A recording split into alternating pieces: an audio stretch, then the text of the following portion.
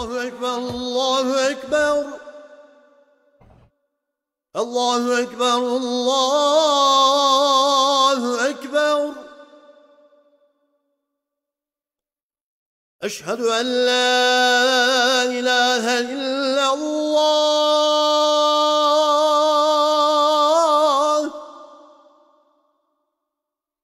أشهد أن لا إله إلا الله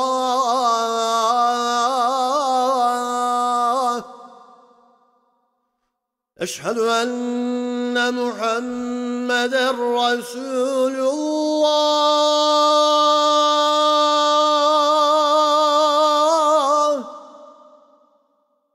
أشهد أن محمدًا رسول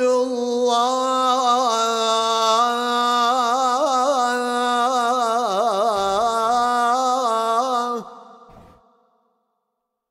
حي على الصلاة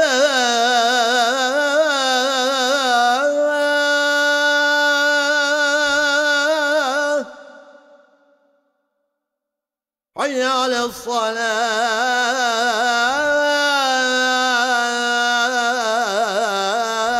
الصلاة حي على الفلاح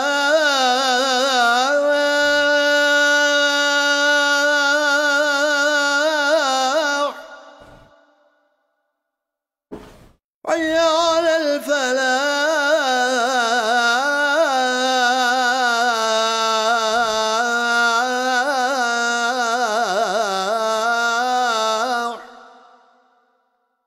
الله أكبر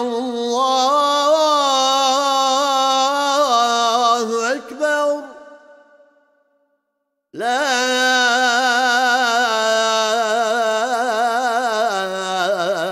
إله إلا الله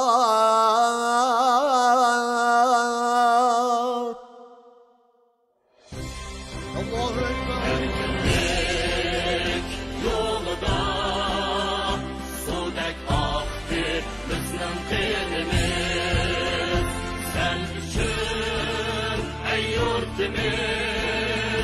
Fida bulsun cenimiz An keçip hem can verir Ahır bulduk azatlık Kalbimizde var bulgaçka İtikat imanımız Allah'ın canları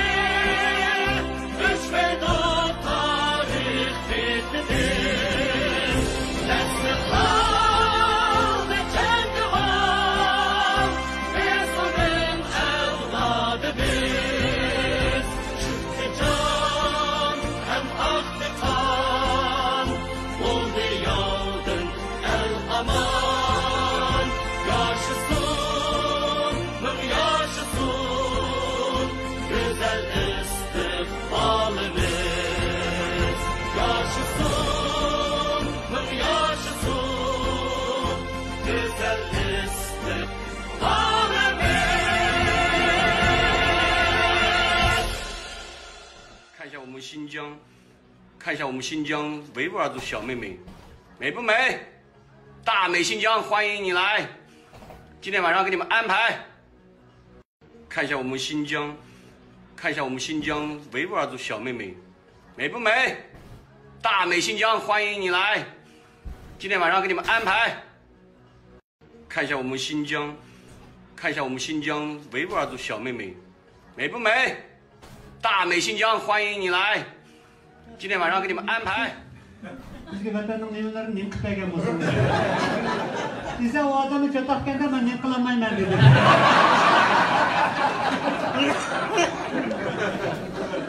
Desa bu haqiqatimiz nimaga nim qilolmaysiz dedi. U odam deydi men nim qilganim bilan qaytib qolganiga Xitoylar meni nim qilib qo'ydi.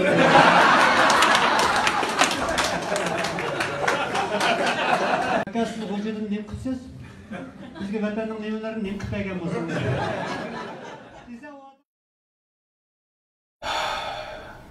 Vatanda Xitoylar öz sınlığını neme kılabatıdı? Sen bolsan, Münxendeki meşrepxananda, g'azalxonangda nima qilyapsan?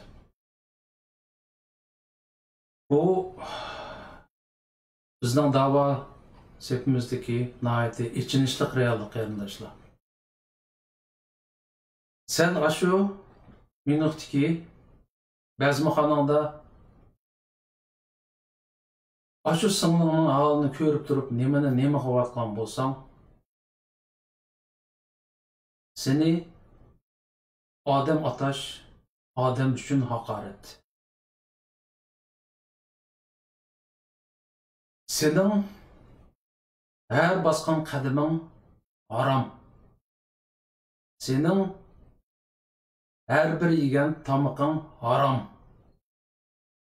Sening tutqan ro'zangmi haram. Sening her algan nafsingmi haram. Bugün o'tganki suhbatlarimizning davomi bo'yicha qarindoshlarim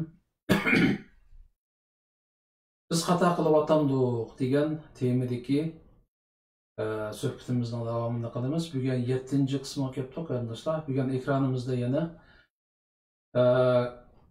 Germaniyadan Abdurahimjon qarindoshimiz, Amerikadan Ümit Sabir qarindoshimiz ve Norvegiyadan Erkin akamiz bor. Erkin Abdurahmon akamiz.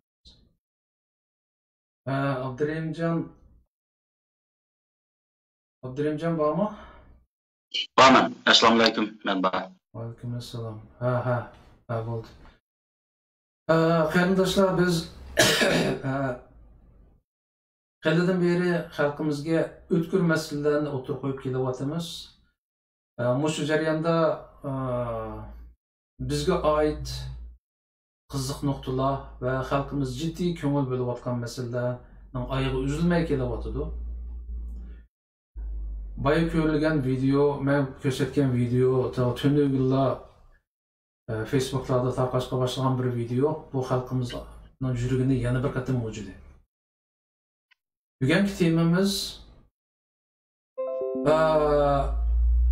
xalqimizningki 90% davoda emas deb kelyapmiz. 10% davoda desak,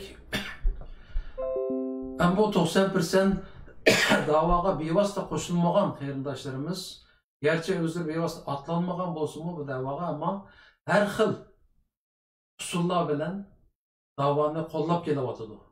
Masalan deylik, bizda bir gap bor, davoga yo jining bilan yoki meling bilan degan gap bor. Hem de hozircha bizda jinimizni atab qo'yib davo qiladigan ish bo'lmagandan keyin az bo'lmagan qarindoshlarimiz meli bilan davo qilyapti. Ya'ni borliqni atab bu davoga, o'zlariningki bu davoning sirtida emasligini, bu davoni chin dilidan qo'llaydiganligini ta'kidlab ham isbotlab kelyapti. Undaqda mushu yaqinqi tariximizda deyli, bek uzun davrga bormayli, mushu masalan O'rta Osiyoda haliqi bir jangchilar qo'shin deylik-a, ashundoq bir jangchilar guruhi tashkillanib vatanga usib kirib vatanni ozod qilamiz degan jarayondan tortib eslasak, masalan O'rta Osiyoda ashundoq bir qo'shin tashkillangandan keyin xalqimiz orasidami az bo'lmaganlari ularni iqtisodiy jihatdan yo'lagan.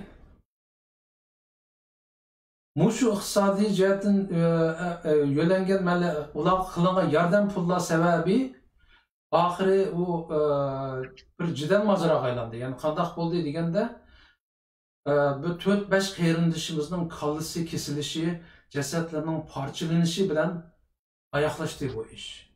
Ya'ni xalqimiz boy degandek vatanimizga bo'lgan ko'nglini izhor qilish yo'lida iyoni qilgan pullarini talishib, ba'zi qarindoshlarimiz shehid bo'ldi. Ammo bu shehid bo'lgan qarindoshlarimizning hisobi so'ralg'ini yo'q. bununla çetişlik boğan adamlar hazırgacha aramızda bayıqınındek nima deb çaqçaq qilib külk çaqçaq bilan kulib o'tirdi.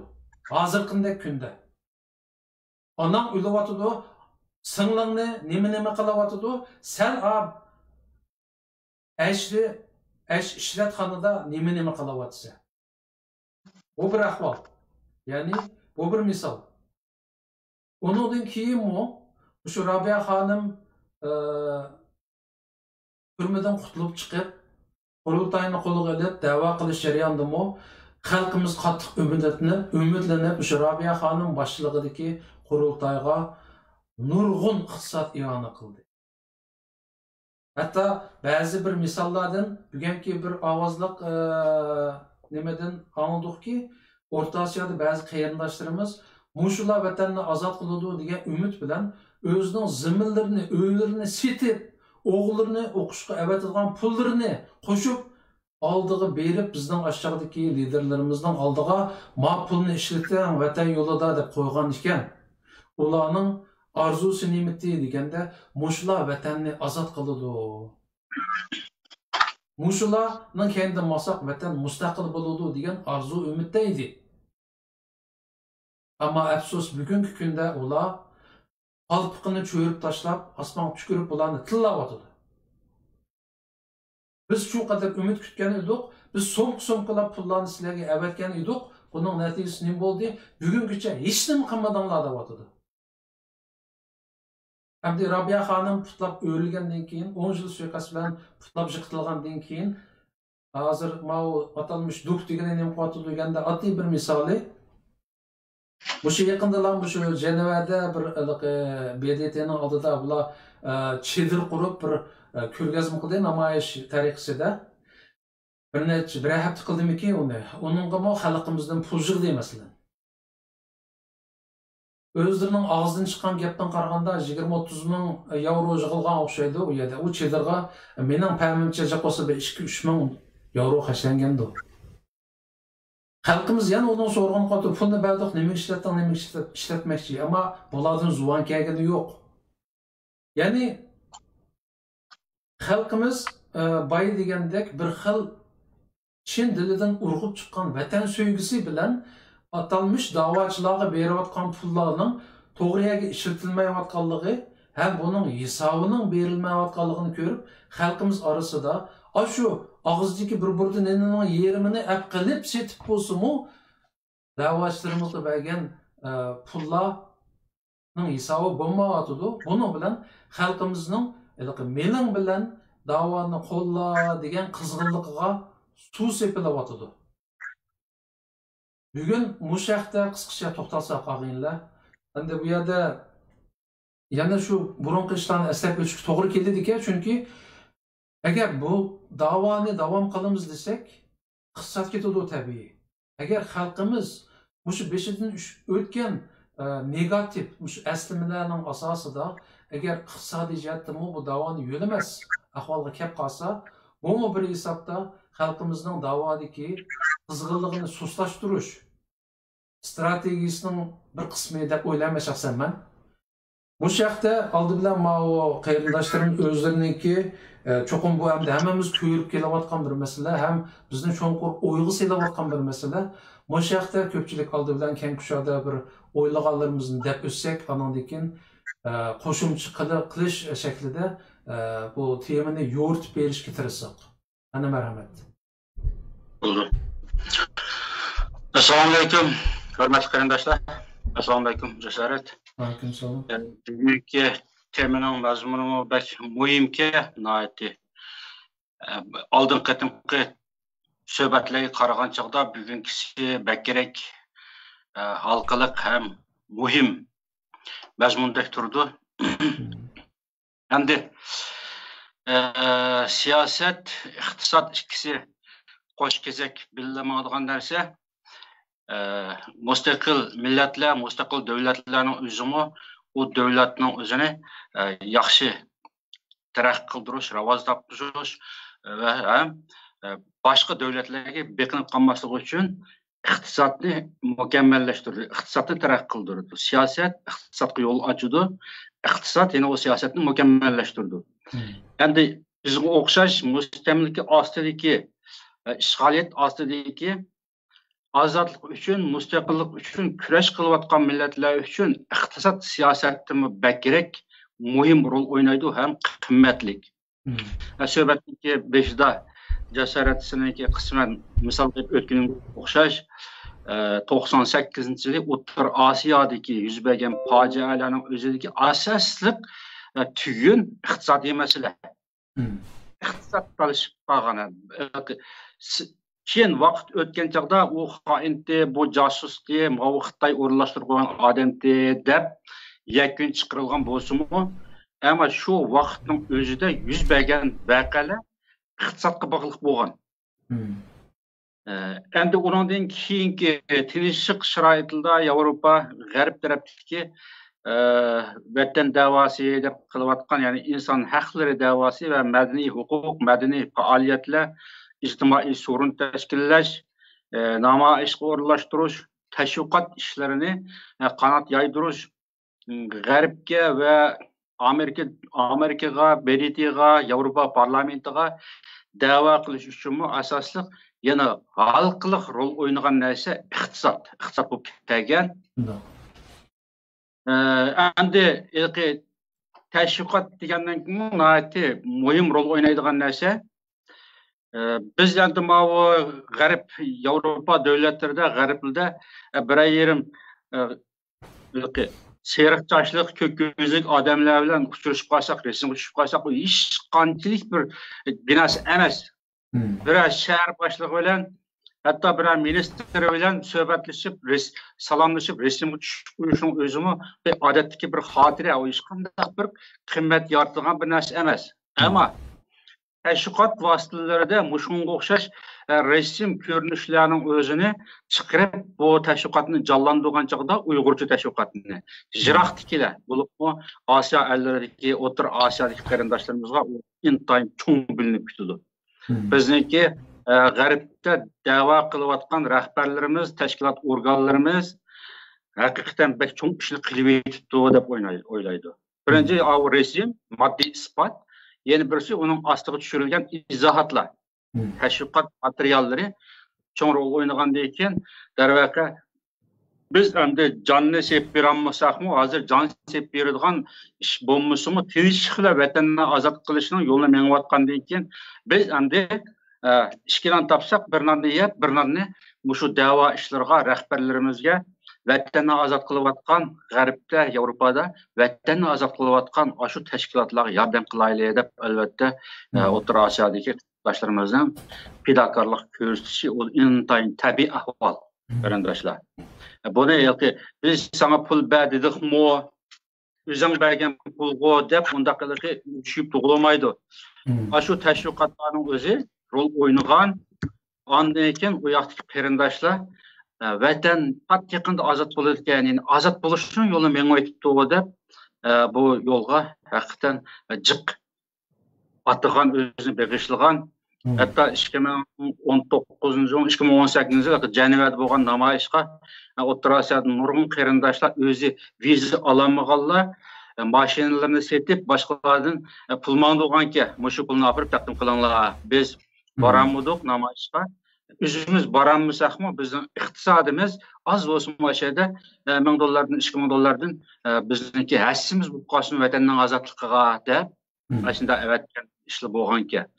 Endi buning natijasi yaxshi chiqmagandan keyin bu ishlarning keyin 10 yillab qilgan tashviqotga nisbatan vatanga qarata bir yaxshi natija chiqmagandan keyin hatto vatanning sirtida dunyoning u yoq bu yerlarda asirga tushib qolib, turmaga tushib qolib, qochoq mengib yurib hatto Xitoyga qaytarilayotgan shunday fojialar yuz bergandan keyin bu takrorlanavergandan keyin bugungi kunda O'rta Osiyodagi qarindoshlar isyon qilish do'qmushiga keldi degan gap hozir. Biz bergan pul qani. Nima ish qildinglar sizlar? Nima ish qildinglar degandan keyin bu savolning ostida nurg'unlagan fikr yotadi, nurg'unlagan g'araz bor.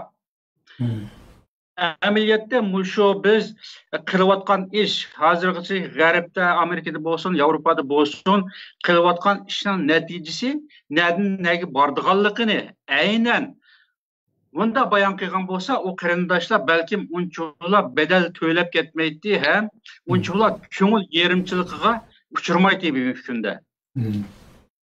Endi o'shu tashviqotlarda ularni aytib bak rag'batlantirayotgan.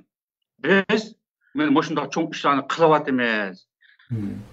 Yani hem iqtisodiy yordam qilinglar, sizlar iqtisodiy yordam qilmasanglar, biz bu ishni hep ma'namaymiz deb pat-patlam ekranning oldiga chiqib, iqtisodiy i'ona to'plash to'g'risida tashviqotlar bo'layotgan har turli WhatsApp'larning o'zida iqtisod to'g'riliq ovozlarni telefondan telefonga WhatsApp gruplarga yo'tkab tarqatayotgandan keyin diniy sohadimi, ya'ni diniy yo'l bilanmi Alloh taolaning amr farmonlarini, payg'ambar alayhisolamning hadislarini so'zlab turib, i'ona yordam qilishga tabliğ qilib turayotgan bundaq bir tashviqotlarning o'zimi yetib turgandan keyin bu qarindoshlarimiz qilgan gunohimiz shundan kafarat bo'lib ketadi deb bo'lsa-mu, uni albatta jiq yordam qilgan, jiq yaxshi cho'ng umidni kutgan.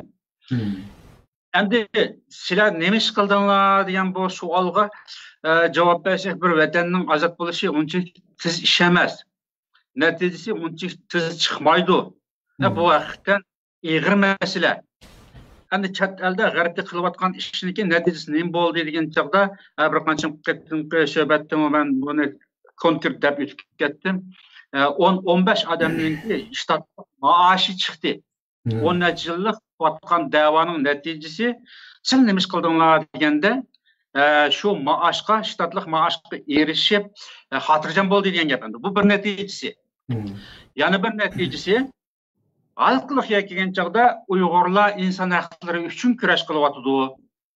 İnson Uyg'urlarningki u yerda bir tinchlikni buzadigan, Xitoyni parakanda qiladigan, Xitoy davlatining territoriyasini parchalaydigan undaq bir niyat yo'q, undaq bir harakatmi yo'q Uyg'urlarda. Biz tinch yashaymiz, ammo biz tinch yashashga qo'ysin degan buni natija xarakterlik o'tirib qo'ydi deymiz bizningki da'vogarlarimiz. Dunyoning har qaysi joylaridagi Uyg'urlarning bergan iqtisodiy yordam, moddiy va ma'naviy yordamlariningki 4kisida erishgan ikki natija. Birisi bir qancha 10-15 odamniki maoshi, yana birisi Uyg'urlar Xitoy bilan tinch birga yashaydi, boshqa majrosi yo'q degan shu natijani o'tirib qo'ydandi. Natija bu. Buni ko'z yumish bo'lmaydi. Endi shu natijaning shunda chiqadiganligini bu qarindoshlarimiz O'rta Osiyodagi emas, dunyoning har qaysi joyidagi Amerika, Kanada, Avstraliya va hokazo dunyoning har qanday yerlaridagi 10 minglab, 20 minglab iqtisodni yordam qiladigan qarindoshlar agar shu natijani chiqadiganligini, mush da'vogarlarimizdan, mush liderlardan, shu donliq tashkilotlardan bugungi kunda shundoq bir xulosa natijani chiqadiganligini bilgan bo'lsa, ular balkim yordam qilsin, yoki ko'ngli bilan uningga dum tushib, zodi bizni mushular qutqizadi degandek bir aqida bilan bog'lanib ketmasligi mumkin-di. Yordam qilishi tabiiy ahvol, yordam qildi albatta. Men qilamagandan keyin shular bo'lsin, qilsin deb albatta yordam qiladi. Ammo halqi ayrılğanga ölmeyme, aqidamga yig'layma deydigan bir gap bor-ku. Aqidaga yig'layotdi qarindoshlar. Men bu bir WhatsApp guruhining o'zida bugun degan nurg'unlagan shikoyatlarni anglab ko'nglim shundoq yerim bo'ldi. O'zim hech qanday inqas bildirmadim. Haqiqatan ko'nglim yerim bo'ldi. Ularniki nima ish qilganda u O'rta Osiyolik qarindoshlarning o'xshashlab bizga o'xshash ajab urug' tuqqanlar bor ekanda. Ular 60-yillarda chiqib ketgan bo'lsa-mu, ondan burun chiqib ketgan bo'lsa-mu, bir partisi vatanda o qarindoshlarniki. Qancha vaqtdan oyog'i Xitoyningki chegarasi ochiq chog'da berish kelish sayohat shirkatlari yoki tijoratlarni tuqqa yo'qlashdan berib kelayotgan o qarindoshlar yoki tuqqanlar bilan aloqa qilib turgan, telefonlashib turgan, ahvolni bilib turgan. Endi keyingi 3 yilning yoki 4 yilning yoki hech qanday bir aloqa bo'lmagan, onun üstüge uyada Uyg'urlarning o'zini millionlab qirg'in qilayotgan, lager solab o'ltirib, izini yo'q etib qo'ygan, ishkirga o'tkab, apirib, qo'lning o'rnida xo'rlab ishiltayotgan, nomusini dafsanda qilayotgan, mushundaq bir xabarni anglayotgan chig'ida o qarindoshlarimiz bizga o'xshashlam chidamaydi, mushunda portlab chiqadi. Bizmi albatta ming qatimlab portildik. Ammo biz bu ishning natijasini mushunda chiqadiganligini bilatdik. Mushu inson haqlari, kishilik huquq deb turib qilgan ishning da'voning natijasining ba'diyatidimi shundaq nol bo'lib chiqadiganligini bilatdik.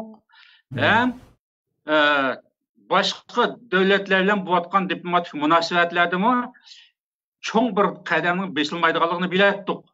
Bilgan bo'lg'achqa biz qo'llasakmi, norozilik bildirsakmi, tanqid qilsakmi, bilib turib qilgan bo'lg'achqa biz O'rta Osiyodagi qarindoshlardek unchalik darajada haliqi azoblanmadik. Ya'ni aqidamiz o qadar bizniki zada bo'lib ketmadi. Agar biz azoblansak, dal vaqtida bularga tanqid qilib turdik, o'zimiz bo'lgandan keyin, atrofda bo'lgandan keyin, uchrashib turgan bo'lgandan keyin, uchur vositalarda tanqidimizni bildirib turdik. Ammo O'rta Osiyodagi qarindoshlarimiz qanday qildi? Zaten eng oxirgisi mushuni qo'llash kerak deb qo'lladi. Bugungi kunda hech qanday bir natija ko'rmadi. Ya'ni vatanga nisbatan, chet eldagi o da'vogarlarning maoshi, bizning da'vorimizning haliqi xarakteri jihatdagi natijasi emas. Vatanga qarta, hatto vatandan qochib chiqib, bir yerda o'zini janna qutuldiramay, shu bolalarning janna qutuldirishga asqatmay bu da'volarimizning taraqqiyoti. Qaytirilib ketib, Xitoyga o yerda o'ltirilib ketganlik bundaq bir natijalar bo'lavergandan takrar qildim. Shunga o qarindoshlarimiz shundaq ranjib bugungi kunda isyon qilish bosqichiga keldi. Meniki yomon uzrab ketdi gapim. Rahmat, hozir mushay to'xtay. Qarindoshlar sizlar nima o'tiribsizlar? Ben Ümit. Assalomu alaykum qarindoshlar. Alloh yaxshi turibsizlar inshaalloh. Endi oldi bilan men o'zimning fikrimni o'tirib qo'yishdan burun men yerda burungu cesaret sen bir deb o'tib ketgan. Shunda men bir yana bir eskartib o'tay. Hozirgi bizningki bu biz xato qilyapmiz degan bu programmaning 7-qismi keldi. Men bu yerda nihoyat bu programmani qo'llash, quvvatlashlar bo'lyapti. Bu programmani davom qilsanglar, shundaq xalqimizni haqiqiy sahnaning orqasida xalqimiz bilmagan masalalarni o'tirg'a qo'ysanglar va nima ish qilishimiz kerak degan mazmunlarda o'tirib qo'ysanglar degan fikrlar asosida, qo'llab-quvvatlashlar asosida bu yerga chiqyapmiz. Bu bizning masalan har bir qilayotgan gapimiz o'zimizningki shaxsiy fikri bo'lishi bilan birga mana shu xalqimizningki, ya'ni ovozi chiqmagan, chiqaramayotgan va yoki fursat topamayotgan qarindoshlarningki qalb izhorlari mavjud dunyoda. Bu programma o'tganda sen degandek bu nurliqi o'zimiz chiqib bu yerda ishimiz pushib qilib, mega chiqib ko'tildayotgan bir program emas qarindoshlar. Buni eskartib o'taylik. Shu programma haftada bir ya ishki bo'lyapti. Hatto kunda shu programmani kunda qilsanglarmamdi oz deganda 1 soatda degan qarindoshlarmi bo'ldi.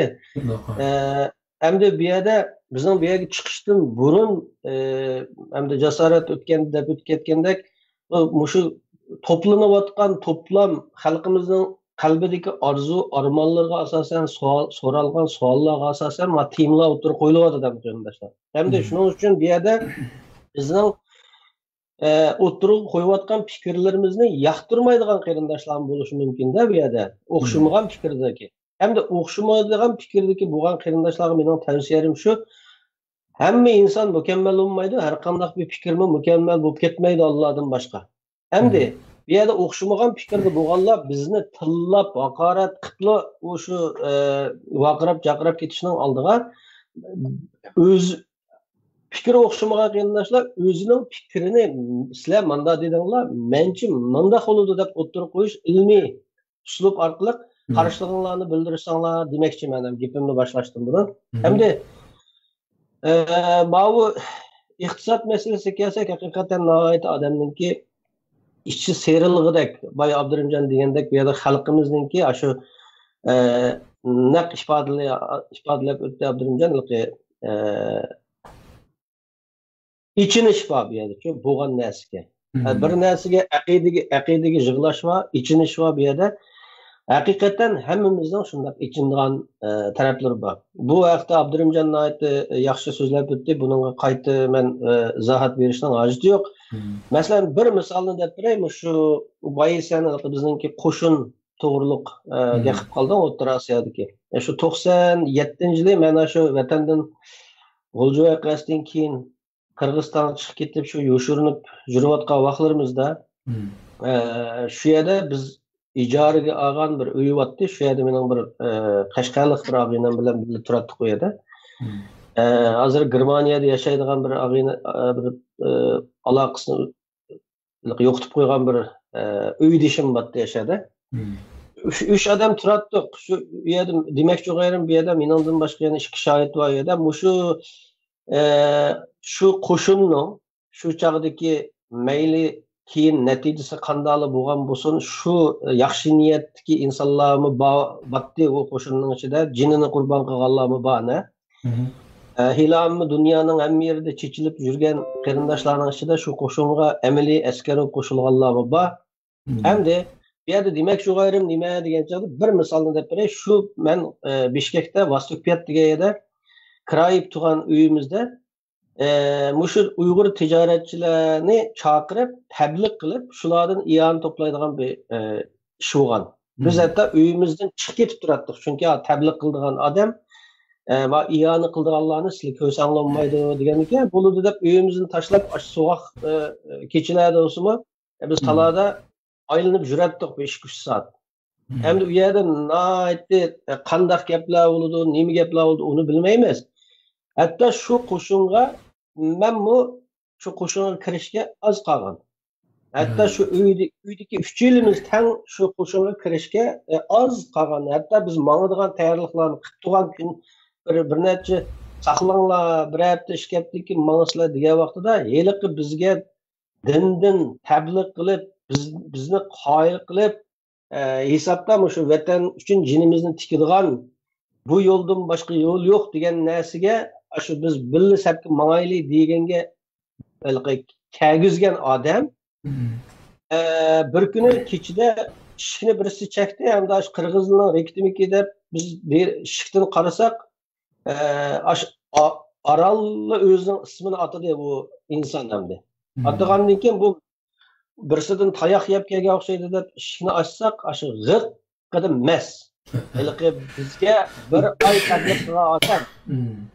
Hem chilik qilib emas, hatto xudini o'qimaydi. Shuning bilan buni hamda uyga kirib, yotqizib, saqaygan chaqda buni so'roq qildik. Uchimiz so'roq qilib, "Ya bu qanday gap? Bu sen bizni bir oyning yog'i tabliq qilib, urushga tayyor qilgansan. Endi qo'pib sen o'zing chilik qilib emas kelsa, hatto u chiniqadigan yerga askarlikka boradigan yeringlarda tamaki chekishkim bo'lmaydi. Shuning uchun men tamakini vaqtida tashlayolinglar degandan mana hozir 15 kun bo'ldi men tamakini tashlagandim. Endi sen o'zing g'iq qilib emas kelsa desak, shu nima degan desa, bu bir siyosat, kerak bo'lsa tansim o'ynab qo'yamiz, kerak bo'lsa ichibmi qo'yamiz deb javob bergandan keyin mashallah hamda shu insonning demak bu yerda qanchalik inson shunday saxta tabliqlarga ishinib ketdi degan bir gap bor.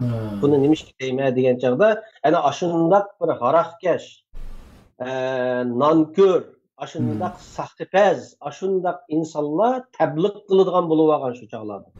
Hamda xalqimiz mana shunday narsalarga nurg'un tijoratchilarimiz buningga aldandi. Hamda bunda aytgan chog'da xalqimiz shunday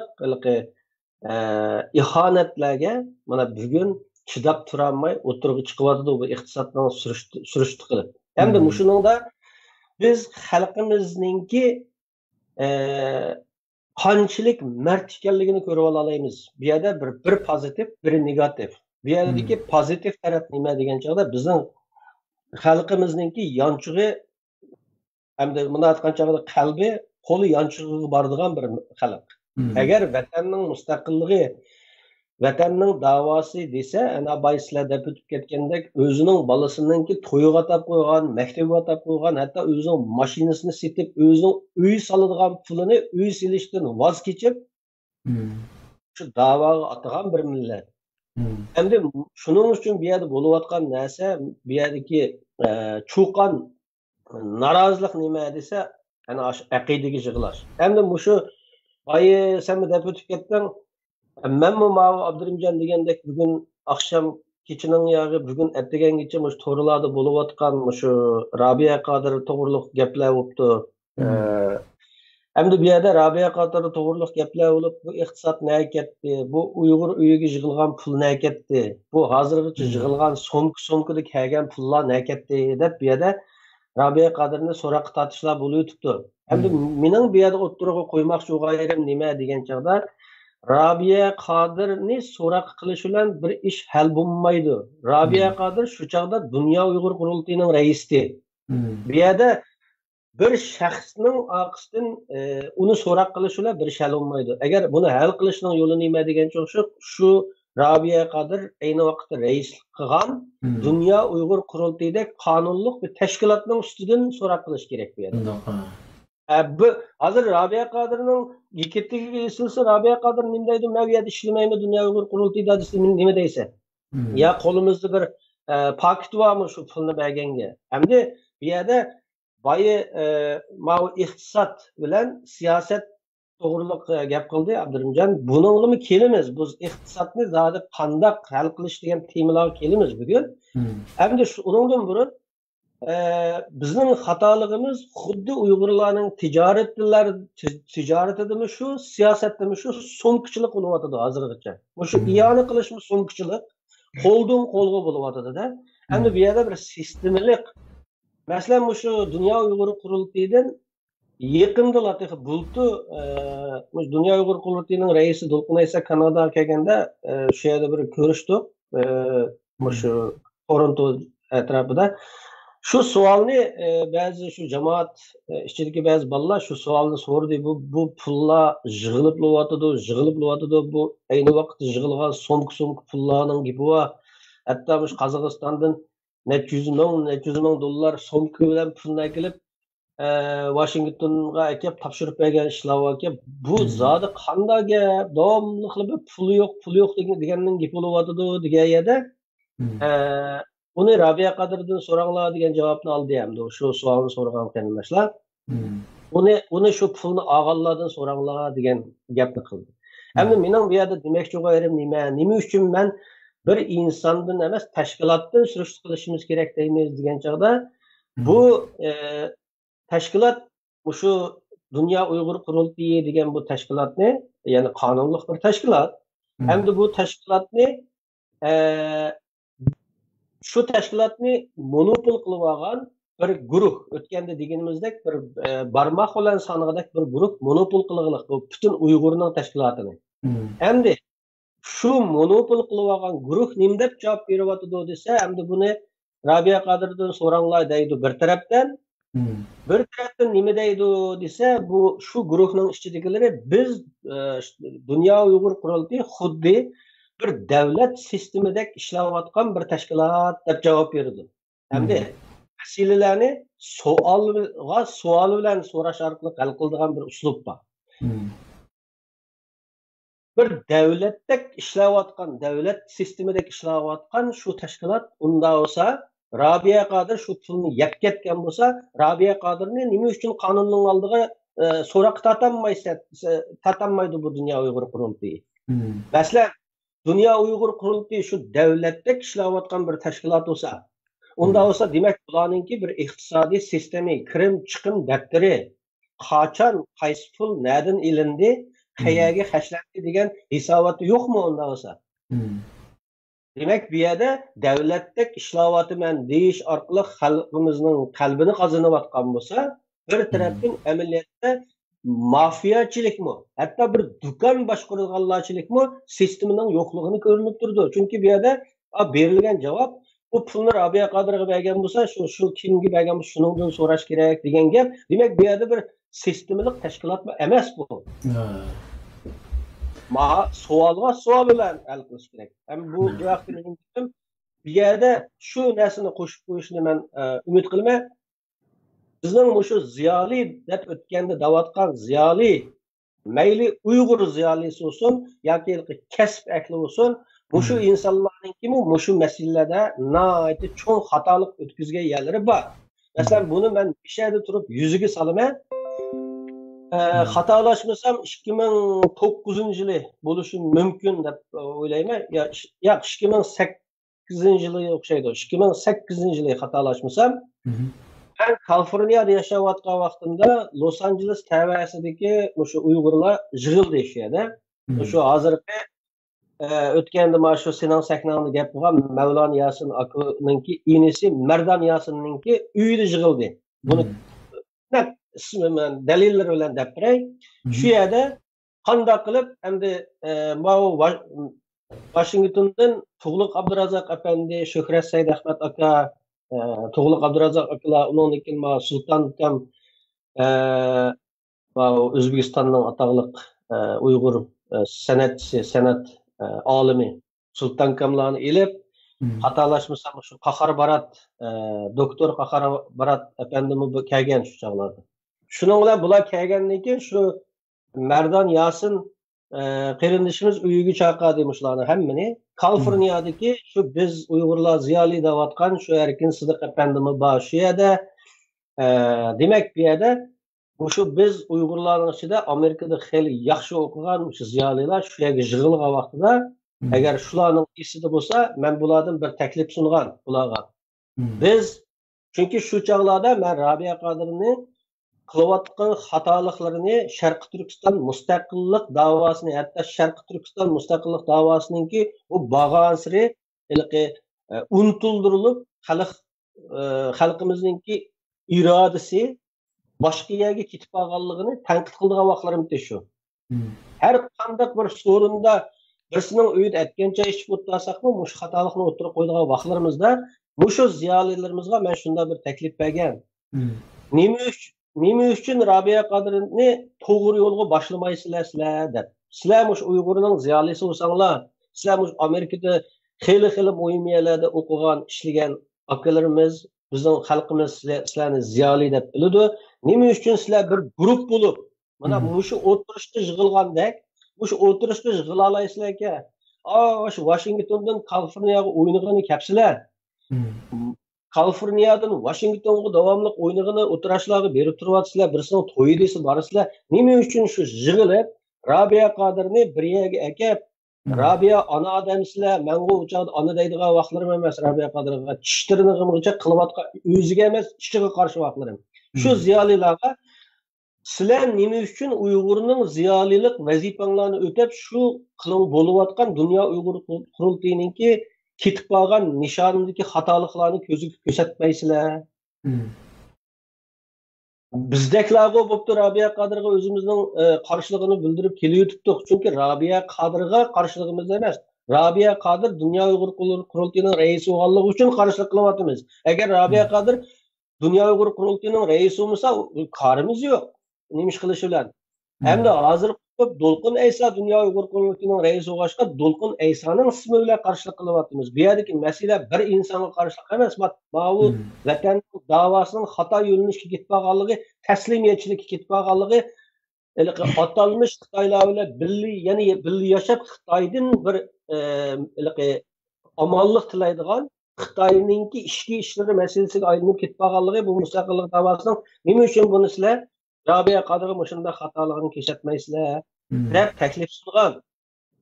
Ammo bu ziyolilarimizning o'chog'ida quliqi xushaqmagan. Shu yerdagi ziyolilarning ba'zilari degan, Rabiyimdam degan biladi o'zi. Biz ham da o ishlarga aralashmasak bo'lmaydi degandek gaplar bilan bu yerda 2008-yil bo'layotgan gap. Demak, bu yerda nima bo'lsa, 12 yil bizning ziyolilarimiz xato bo'layotgan yerlarni to'g'ri yerga boshlab minishqimi asqatmadi shu chog'larda. Albatta, ziyolilarimizdan qilgan ishlari bo'lishi mumkin. Nurg'un ishlarni qilganlari bo'lishi mumkin. Vatan uchun kurash qilayotgan bo'lishi mumkin. U mayli qaysi sohada bo'lsin Uyg'ur uchun xizmat qilayotgan bo'lishi mumkin. Ammo vatanning mustaqillik degan bu davosining umumiy yo'linishining 12 yil hozirgacha xato yo'linishga kirib ketishiningki oldini ola oladi. Demak, bu yerda bu iqtisod masalalarida va iqtisodning talon-taroj qilinishidimi nima degan chog'da yana o'tgangi temamizning oxirisiga moslashadigan yeri nima esa shu ziyolilarimizningki bizningki elit kesim deb qo'ydik hamda uyg'urlarningki qandoq deymiz o'qimishliq insonlardan mushu qandoqli yo'l tutsin siyosiy sahnadagi bu da'voning yo'linishini yana opirib iqtisodni talon-taroj qiladigan va yoki mustaqillik davosini yana opirib Xitoy bilan birga yashab ketadigan bir taslimiyatchilik yo'linishiga opirayotgan xatolikni vaqtida bildiramaganligimizning dadini topdik hozirgacha. Shuning uchun biz hali hamma shu programmalar orqali qo'sima xalqimizning uyg'onishiga bir vasila bo'lsin deyapmiz. Mening gapim shu. O'sha bir ikki qism fikr qilib qoldi umidniki oxirgi gapiga.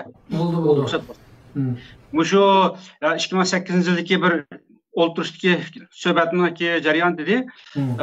Ziyalilar 12 yılın yağı şuna bir hatalıkka neme üçün yani tutuş beğenmedi diyen bu şey yapmalarını ben acayip bir icad vereyim. Hem de ziyalilarınki bir kısmı şu yolunu kollaydı. Yani şu biz hata etdi, yani müstakillik davasını kişilik hukuk davasına özgertip Xitoy bilan birga yashash xarakterini ifodalayotidu degan şu hata ekimning o'zini qo'llaydi bir qism ziyolilar. Andan keyin mutlaq ko'p qism ziyolilar vatanga xotirjam berib kelayotgan bo'lgandan keyin bu vatanniki mustaqilligi yoki ozodligi degan bu ishga qat'iy tish yerib og'zini ochib gapirmaydi. O'zining bu siyosiy chetilib qolishidan ehtiyot qilib nihoyatda jiroq turdi. Hatto 2009 yili Uyg'ur akademiyasini qurgan chog'da Uyg'ur akademiyasining xitobnomasiga biz siyosatga aralashmaymiz degan moddani kirgizgan. Shu vaqt biz norozilik bildirgan. Shu ziyolilarning shu vaqtdagi aktiv bir qism yuqori saviyalikleri bu akademiyani qurgan chog'da mana shunday o'tirg'i chiqqan. Demak, yani umidniki bu sualiga qatar men ajra izotlayib qoldi. Ziyolilarning bir qismi qo'llayapti shu ekanni. Şunu kütleyen hem medet bergen. Bir kısmı vatanga berish kelish o'zining siyosiy salohiyatining ki Jungo fuqarosi, Jungoga sadakat bir fuqaro ekanligiga daxl etib qolmasligi uchun o'zini satga elib sukut qiladi diye. Men kim tugaydi. Tamam. To'g'ri. Ama Erkinka sen bu ishni uzundan kuzatib qo'yapsan, sen bu shu pul iyoni qiluvchilarning birisi, ham aktiv qo'llab kelganlarning birisi, ham bu shu ishning unuminin qanday bo'layotganligini sen odam bilsa, o'zingning mushaqda o'ylaganlaringni bir deb baqsang. Assalomu alaykum. Barlik qarindoshlar. Assalomu alaykum. Dunyoning har qaysi joylaridagi Uyg'ur qarindoshlar.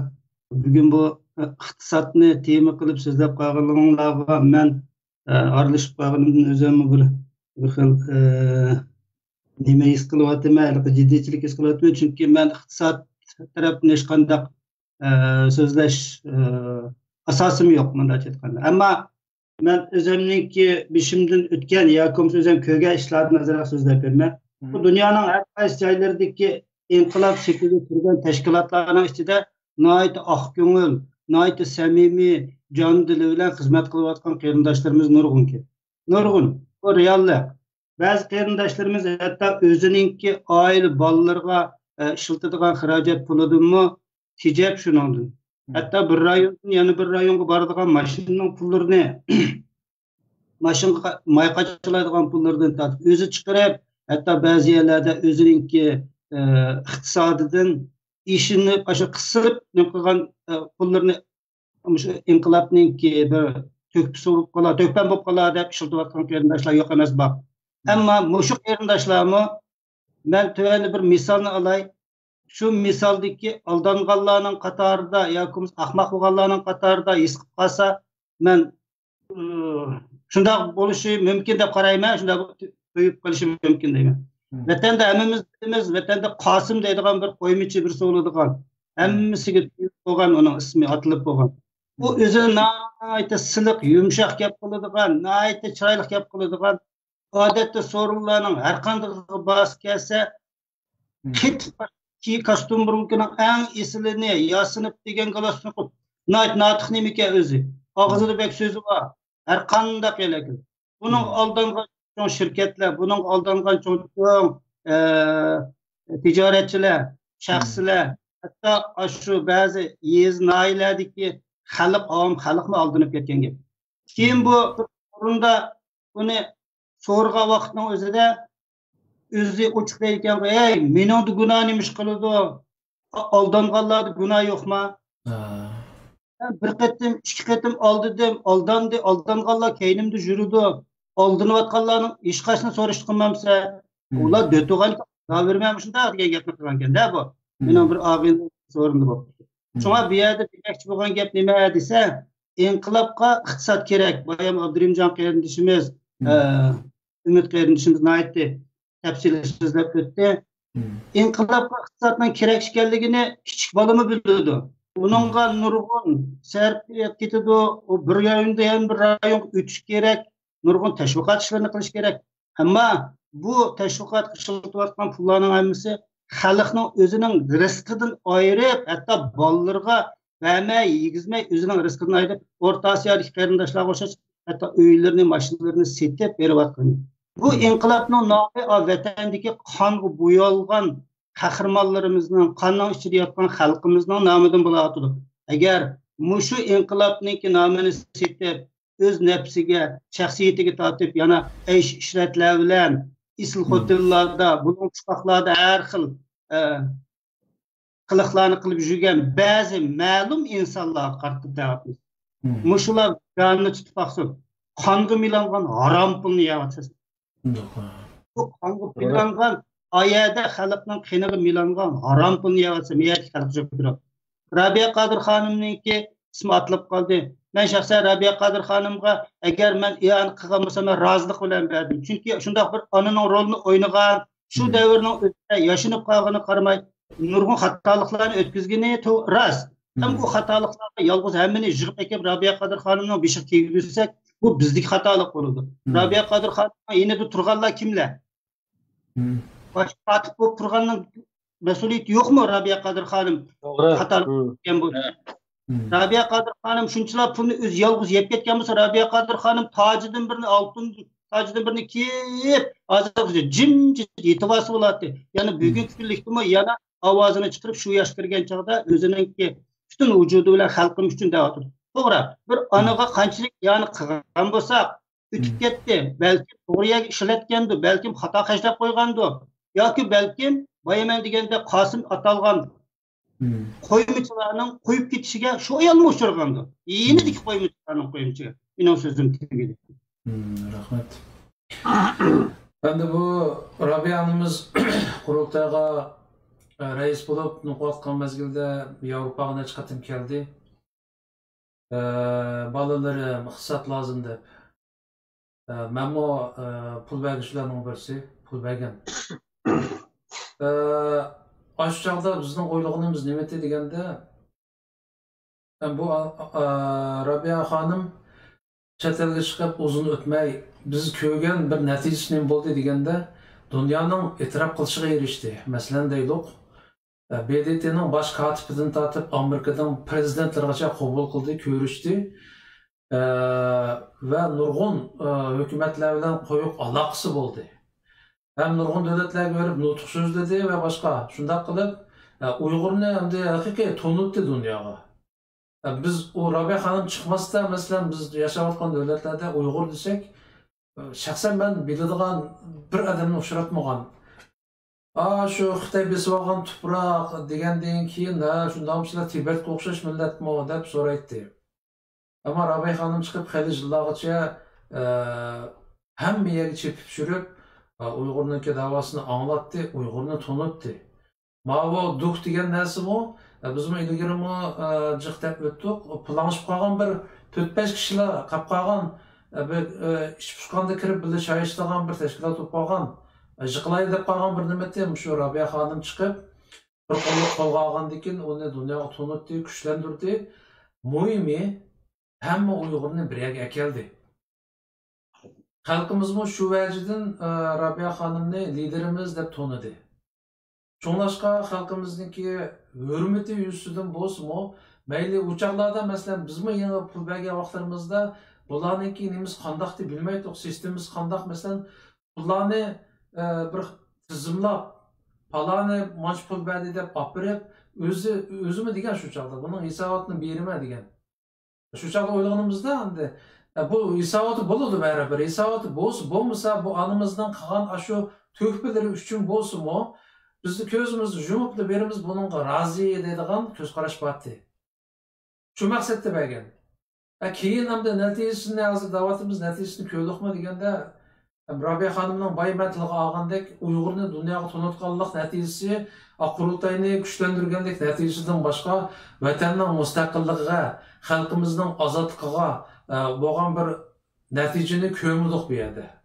Hem cesaret mishada sening gapingga men azroq qarshi fikrim bor. Nima uchun degan chog'da mushu bir narsani deb o'tib ketding, Rabia Qodir Uyg'urni tanitdi degan gapingga men qarshi.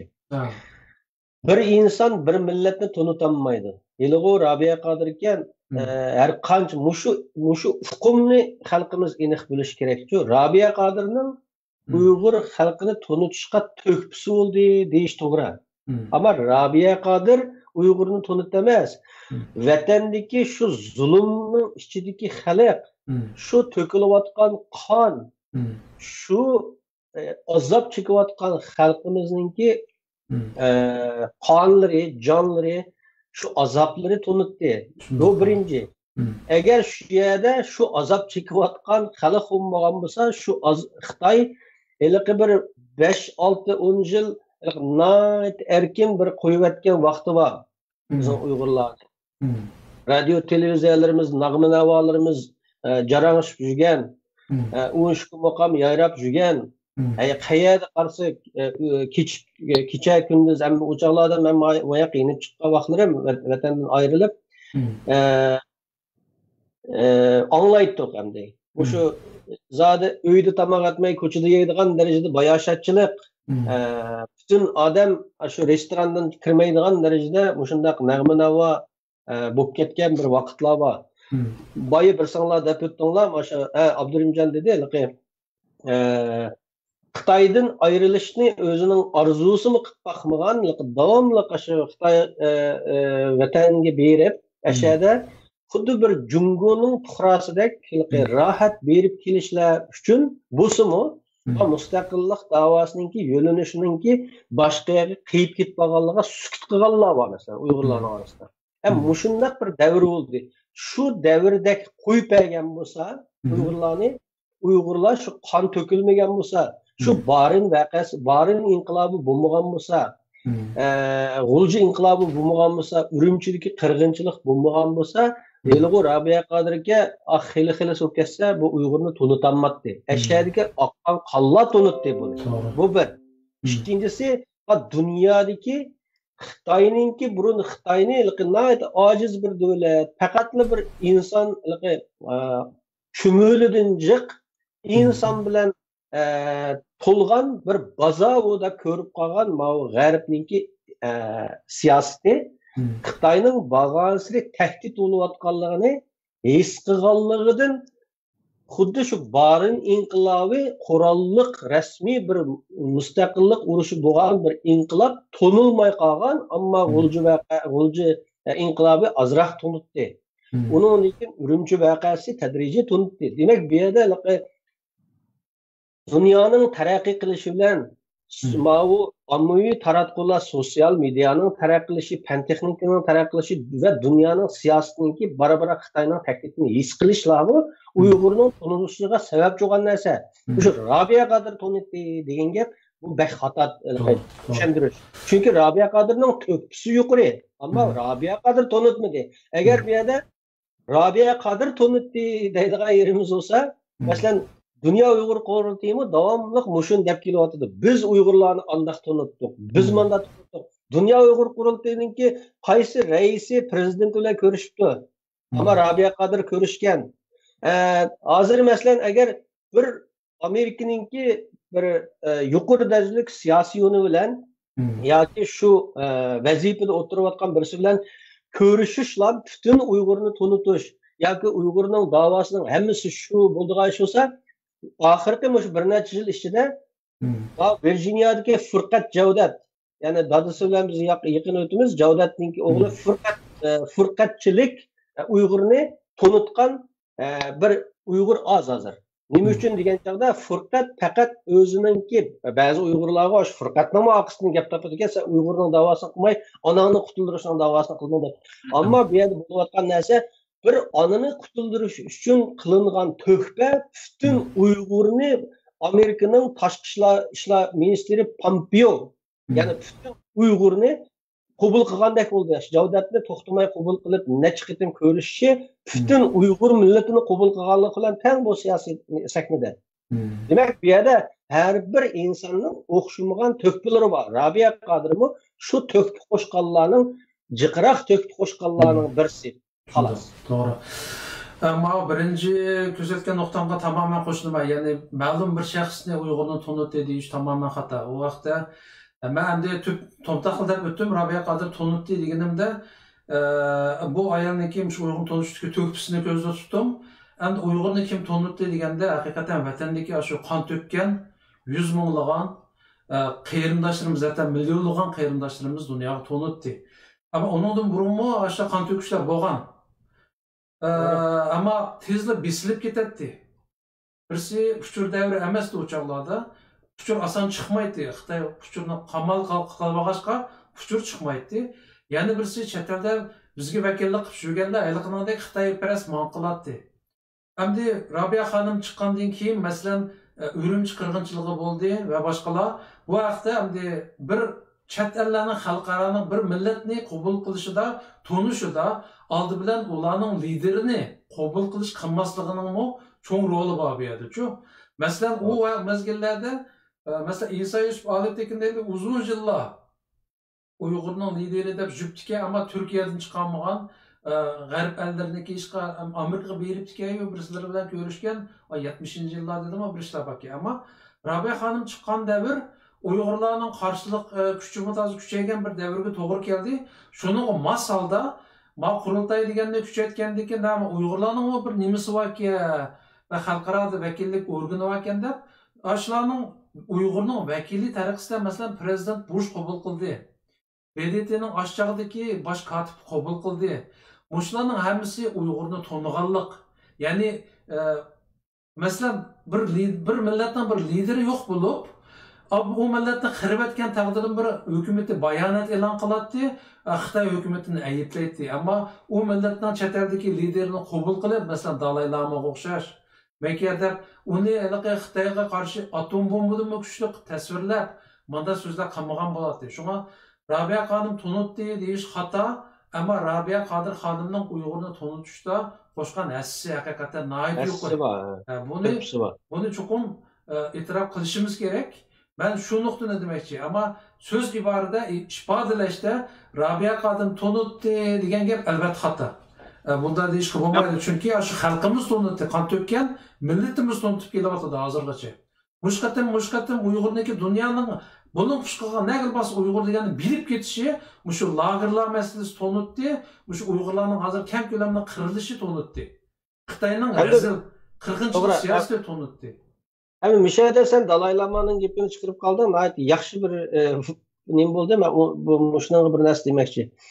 Hem de Tibet sürgünde hükümeti Merkezi Tibet Administration'da deyimiz var mı? İşhansı.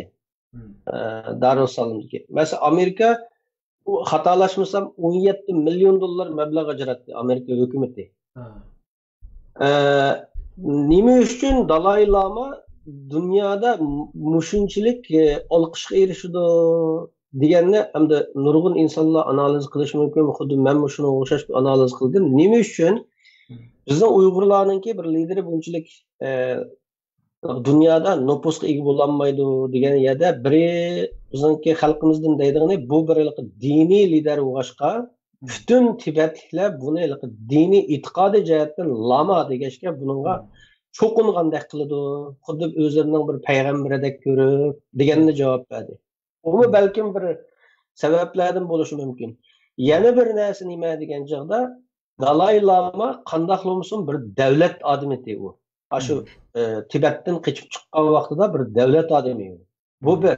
Ikkinchisi Dalai Lama'nın xuddi bayaq şu bizim analizçilerimiz davatqandek xuddi xalqi uni haşa peygamberidek görüp, şununla itiqat qılıdı, tavap qılıdı. Şunun üçün bu Dalai Lama özünün xalqının to'liq qo'llashiga erişerligenligi üçün mushundaq tonuluşga erişdi, dünyadaki xalqaranın qo'llashiga erişdi deydiganlarningmi endi itiqat degan gapga kelaylik-da. Aşularda vataniga bo'lgan xizmat, vatanininki endi gerçi bular tishig'i nisbatan Xitoy bilan birlashish, Xitoy bilan ustalga o'tirish deganlarni targ'ib qilgan bo'lsa-mu, ahmidi-ku. Bu yerda yana bir oldiga suradigan narsa, Tibetliklar 50 yilning yog'i Dalai Lamadek bir lider bilan Xitoy bilan ustalga o'tiraylik deb Tibetliklar o'tirg'i qo'yayotgan narsani Xitoy qabul qilmadi. Endi o'tiramadi shu yerga. Endi ko'p bizning bu inson haqlari, kishilik huquq inqilobchilarimiz, atalmış inqilobchilar şu insan haqlari orqali Uyg'urni qutuldiramış. Kishilik huquq. Bu qanday mantiqsizlik. Endi bu yerda Dalai Lama'nın tonuluşu ve Tibet meselesining tonuluş meselesi kelsak, bu yerdagi biz lider dedik, hozirgacha bizga lider bo'lib baxmidi? Yo'q bizda hozir lider. Bo'lmadi. Mesela Rabia Qadir bu hozirgacha to'kib qo'shdi, shu nurg'un to'kpilar bo'ldi bu ishda, ama liderlik qilamidi. Çünkü bir lider de nereden ötüp ketdi degan vaqtida bir lider iqtisodni mana aytgan chog'da butun asli vaslini xalqining, vatanining mustaqilligi beralagan, beg'ishlagan odam lider bo'la oladi. Mishadagi xatoliklar bizning Uyg'urning ichidan lider chiqmayotgani nima degan chog'da bu yerda e'tirof qilmasak bo'lmaydigan va xatoliklarni uçuk aşkarı demisek olmaydigan narsa var, nima bor degan chog'da ya pulning ya shuhratning orqasidan ketganlar bo'lganligi uchun Uyg'ur xalqimi o insonlarni ba'zilari lider desa, ba'zilari ona desa, ba'zilari ona demaydigan, ba'zilari lider desa, lider demaydigan bir ahvolning kelib chiqishi shu lider men deyotgan. Hatto Amerika Rabia Qadirni Uyg'urning lideri bo'lsin deyishga zo'li deyapti bir mezgil. Hatta şunun kuchi de Dalai Lama'dek bir mushundaq siyosiy bir lider bo'lsin. Shu ejderha bilan ilishayotgan bir liderdek küstüp lider o'rniga chiqarishga urindi. Ama bu yerdagi narsa nima desa, lider o'zi Sharqi Turkistonning mustaqilligini e'tiqod deb bilmaganligi uchun va yoki bo'lsa e'tiqoddek bir yo'lda mangamaganligi uchun lider bo'la olmay qoldi. Tamam. Hem de asıl tema qaytib kelsak, qarindoshlar, bayağı Orta Asiyodagi masalani tilga o'tdik. Bu hozirgacha yechilmagan bir sir. Mushu iqtisodga berib taqildi ekan. Ayni vaqtda anglashlarga qaraganda hozirda aniq bir javob yo'q. Aytishlarga qaraganda shu bir qatim o'ldirilgan 4 qarindishimiz va undan keyin o'ldirilgan qarindoshlar nima sababda o'ldirilgan deganda pulning ishi bor bu yerda. 2 milyon dollar dedimi, aytavur bir pulning ishi bor. Asosligi shu pul jiddiy bo'lib, bu yerda o'ldirilgan, qarniyatlar tarafidan o'ldirilgan degan bir masala o'tirib chiqdi. Ham bu yerda buningga hozir chetiqliq 3 odam bor. Bizning ekranimiz hozirgacha hech qanday bir so'zdan aymanmadik, so'zlashdan o'zimizni topmadik, rost gapni so'zlab qavatimiz. Bugunmi yana shu kon qoidamiz bo'yicha buni bir yechib chiqishga tirishsak, chunki 2 milyon dollar ayni vaqtdagi 2 milyon dollar hozirgi 10 milyon dollarlarga teng kelishi mumkin-da qimmati jihatdan. Endi bu ishga chetishlik 3 odam borki, xalqimiz biladigan. Birisi Mamtiman Hazrat degan Turkiyaga yurib yo'qolib ketgan odam. Hozir g'oyibda yashaydi ekan, ansoq o'zini ko'rsatmaydi ekan. Yana birisi G'ulom Osmon apandi ve hozir Germaniyada yashayotgan Uzuntura Abdumit Tursun. Mushu uchisi. Bu hozir pulg'ili berib taqilib qolmay jong'izamin bo'lganlikniki bir nimasi bor-da, xun bor bu yerda. Ama hozirgacha xalqimiz xeyli so'zlayotdi, ommaviy o'rinlarda, ammo oq soqoqlarda, oq ko'chalarda ushaq-tushaq javoblar bo'lyotdi-yu, ammo bu uch arbobning hech qaysi ekranga chiqib xalqimiz oldida uchuq bir javob bermadi. Meningki bu ish bilan hech chetishligim yo'q deb inkor qilmadi. Ba'zida anlasam astırtın cevap berip demiş, ekranda emas. Ama 2 milyon pul nega ketdi? O ağan ölgen adamlarning xunni qandaq to'lanadi? Masalan, bu ishga javob berishga tirishishimiz kerak. Chunki mushu ishmo xalqimizning mushu davoni iqtisodiy jihatda yo'lash ishiga qattiq zarba bo'lgan bir ish. Eng cho'ng zarbaning birisi bo'lgan shu. Mushu ishda hamda mushu Sammo Umid Sammo O'rta Osiyo turpiq tikansa, Abdulimjonmo bu ishlarni jiq tadqiq qilgan, Erkinkanmo biraqor bilishi mumkin. Mushu haqda biladiganlarimizni xohlagan sizlar biladigan bir shaklda, xohlagan bir shaklda o'rtoqlashib baqsaq demoqchiman. Bo'ladi. Meniki O'rta Osiyodan kelganligimni, O'rta Osiyoda tug'an va hokazo degan gapni jiq anlaganlar meni o'dil apiribsam shu voqeaga chetib qo'ydi. Siz shu vaqtda O'rta Osiyoda ekansiz, bildi ekansiz. Shuni deb bergan bo'lsangiz deb mendan so'raydiganlar yomon jiq. Yana birisi men shu O'rta Osiyoda 97-yil, 98-yildagi ozodchilar va g'azotchilar guruhi deb yomon jiq narsizib ketdim. Yozgan bo'lgandan keyin o meni yozganlarimni o'qiganlar yoki quloqdan anglaganlar, quloqdan quloqqa ko'chib berib anglaganlar, Qodirimjon shu ishning ichida bor ekan, biladi-ki deb bunda tushuncha qilib qolayman jiq. Mendan jiq so'raydi, men ejrim javob berma. Biz asli O'rta Osiyoda turayotgan chog'da shundoq bir qurolli harakat qilishga majburlangan. Majburlanishda 95-yil 1-oyning 10-sidan boshlab majburlandik. 96-yil 2-oyda boshlab majburlandik. Bir qancha qatim majburlandik qurolli harakat qilishga. Majburlanishda buning oxirida bizni ilqi mujohid deb bildi sirtdan bizni izlaydiganlar.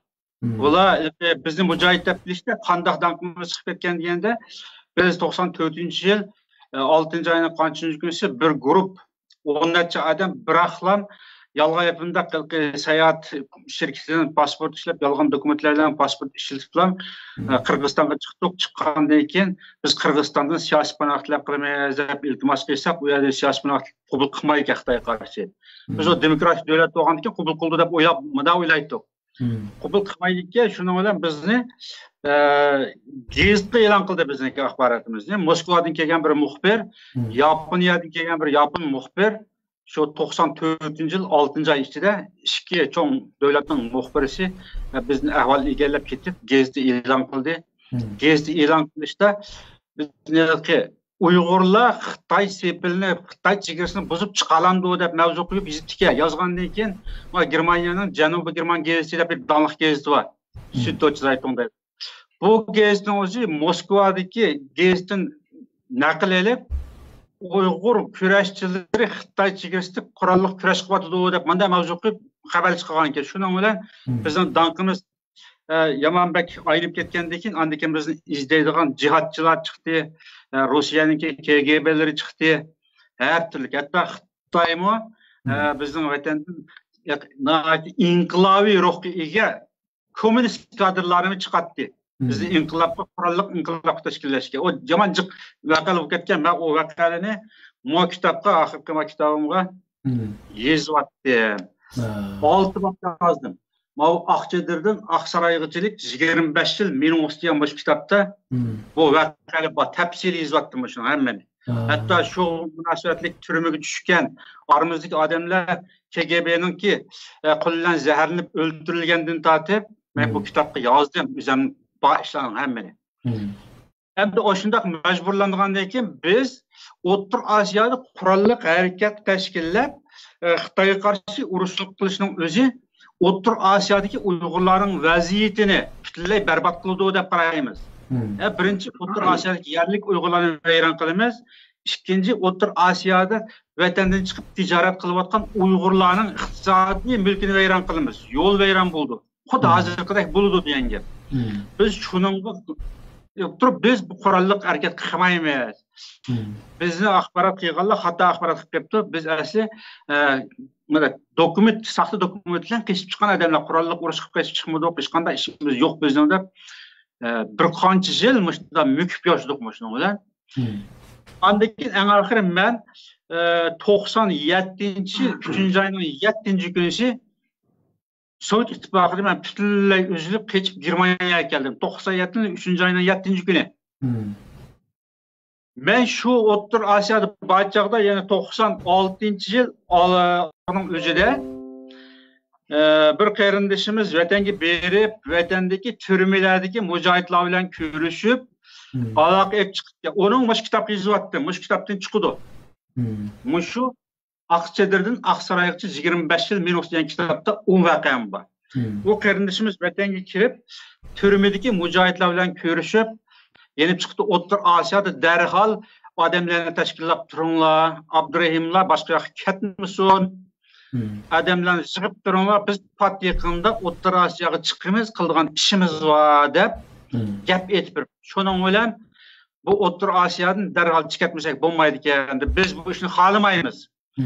Endi turmada yetib turib O'rta Osiyoga chiqib vatan uchun bir cho'ng ish qilamiz deb bir ishonchlik davotgan chog'ning o'zida albatta bu ishni majbur qildirdi bir kuchlar. Endi bu yerda biz qo'pib uni taqabul turamaymiz. Biz mükaffatga odam, turmadan keçip chiqdi deb bizni 15 ming dollar pul elib qo'yib berib, aqdim turmadan qaçta tutish bo'rish qilgan bizning ustimizdan. O bizniki Beşimizga kelgan balaqaza shunda eg'ir. O vatandan turmadan chiqib, u yerda jihad qilamiz degan ishonchga ega odamlar O'rta Osiyoga chiqqan chog'da biz uni taqabul turamaymiz. Sen O'rta Osiyoda bu qalayim xalq ish qilsan bo'lmaydi. Bu yerda Uyg'urlarga tinchlik kerak. Bu ish qilishga bo'lmaydi deb ularni biz qoyil qilolmaymiz, taqabul turamaymiz. Ya ular bizni o'ltiryapti, ya ularning sepiga kirib, harom ishni biz qildigan gap. Shuning uchun darhol bu yerni qishib chiqaylar, jonni alqonga qo'yib, Allah tevekkül qildik. Shundan so'ng Germaniyaga kelib qoldik. 97-yil 3-oyning 7-kuni men Germaniyaga keldim. Germaniyaga kelib, boshqa bir shaharga shurum bo'lib ketdim. 97-yil 6-oyda mana bir ag'inam shu turmada Qirg'izistonda bilayotgan ag'ina, u bosh Germaniyaga kelgan. O menga telefon qildi. Abdurahimjon, O'rta Osiyoga chiqibdi ular. Endi bizni qaytib kelinglar deganda ekan, ya qaytib kelishga bo'lmaydi. Ular Türkiye'ye gelsin, başka devletlerine gidip, tinchlik başka bir işlerini qilsin, xato ishni qilmasin, aytib qo'yishlar dedim. Desem, o ağinimiz debdi ki, ya biz Allah yo'lda tevekkül qilib qo'ydik, biz qaytadigan yo'limiz yo'q deb javob beribdi. Buni angladim. Ondan keyingi ishlardan men qat'iy xabardor bo'lmadim. 98-yil 8-oy 7-oy oralig'ida Ömer Kanat şu O'rta Osiyoga berib kelib yurib, Germaniyaga kelib ba'zi uchurlarni yetkazib turdi. Ömer Kanatni anglab, quloqdan quloqqa men anglab turdim. U yerda bo'layotgan ishlarningki buzilayotganligi, biz-bizni qo'g'layotganligi, o'ltirayotganligi shu xabarni shu 98-dan boshlab anglatgan. Ya'ni sirtdan anglat. Ama ularning ichkilik ishlarini men haqiqatan bilmaydim. Chunki men yo'qdim. Ham men ularningki aloqasini men rad qilgan. Qaytib bormayman O'rta Osiyoga unda.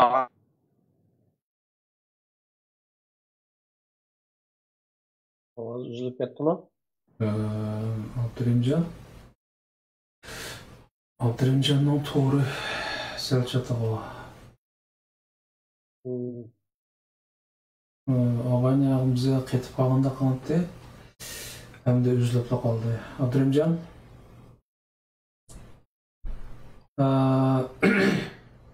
Endi Abdurimjon qaytib kelguncha men isim kelgan bir narsani davolay.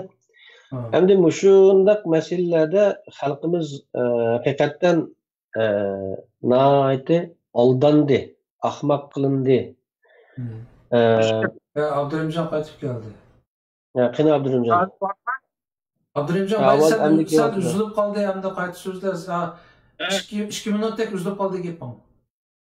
Ondan sonra bilmaydim dedin ha. Men ishni bilmaydim ama ondan keyin 99-yildan keyin o ishlar butunlay vayron bo'lib, qatnashganlari har ikki tarafniki, ya'ni azatchilar guruhi deb biz bilan qarshilashib, o'ltirishib, chepishib, qechib ketgandan keyin har ikki guruhga mansub odamlar lekin dunyoning har qaysi joylariga tarqalib, ularning ma'lum qismlari Germaniyaga keldi, uchrashdik, so'zlashdik, suhbatlashdik. Ulardan anglaganlarim har xil o'xshamagan guruhlardan anglaganlarim. Ondan keyin shu Qirg'izistonda o'lim jazosiga hukm qilinib, yetayotgan bolalar bor turmada. Ularga telefon kirgizib berib, aloqa bog'lab, ulardan so'rab bilganlarim, ondan keyin yozma materiallar, ba'zilar yozgan kitobiy materiallardan olgan umumiy ma'lumotlar ham shu ishga ma'lum tarafdan qatnashib, jarayonini bildiganlardan anglaganlarimni hammani yozdim. Ammo o 4 adamni paloni o'ltirgan, pistani o'ltirmagan degan bu gaplarga men uchuq bir nimaga erisha olmadim dalilga. Hech qaysi tarafdan men erisha olmay, unga o'zim ham faraz qildim. Bularga telefon aloqa ishlatilgan bo'lar-ku, u o'tirashada inqilob qilganlar, vatanni ozod qilganlar telefon ishlatilgan. İsmini o'zgartirib oldi hammasi, yolg'onda ism qo'llandi ekan. Ammo telefon bilan buyruq tushirib, telefon bilan aloqa qildi ekan. Turkiyada o'ltirib, bosh amirning o'zi aloqa qildi ekan, men nazorat. Afg'onistonda o'ltirib, Hasan Maqsum, Abduqodir Yapchal telefon bilan aloqa buyruq tushirdi ekan o'tirashadagi askarlarga, mujohidlarga. Shundan telefon aloqasi ishlatilgan bular. Men o adamlarning o'ltirishida asosliq bu amirlar telefon aloqasi qilgandan keyin shu telefon aloqasi bilan KGB bu uchurni egallab berib, qayerda qanday odam borligini bayqab, bular o'ldirib etib, ondan keyin bu ikki tarafning o'zini tugamas bir qonliq mojaroga aylantirgan bo'lishi mumkin deb faraz qilib, men shunday yozganlarim bor. Ammo o mening farizim, hargizmi shunday bo'lgan deb yozmadim. Lekin hozirgacha shu ishga qatnashayotganlar ikki taraf bir-birini qorlashda, ozodchilar taraflar, mana g'azotchilar, mushular o'ldiryapti odamlarni, o'shalar shular o'ldirib bizga atib qo'ydi deydi. G'azotchilar taraf, ozodchilarning o'zi pulni yeb olib, pulni topshirib o'nmay odamlarimizni o'ldiryapti deydi. Mush ishqatniki bir-biriga otadigan yeri.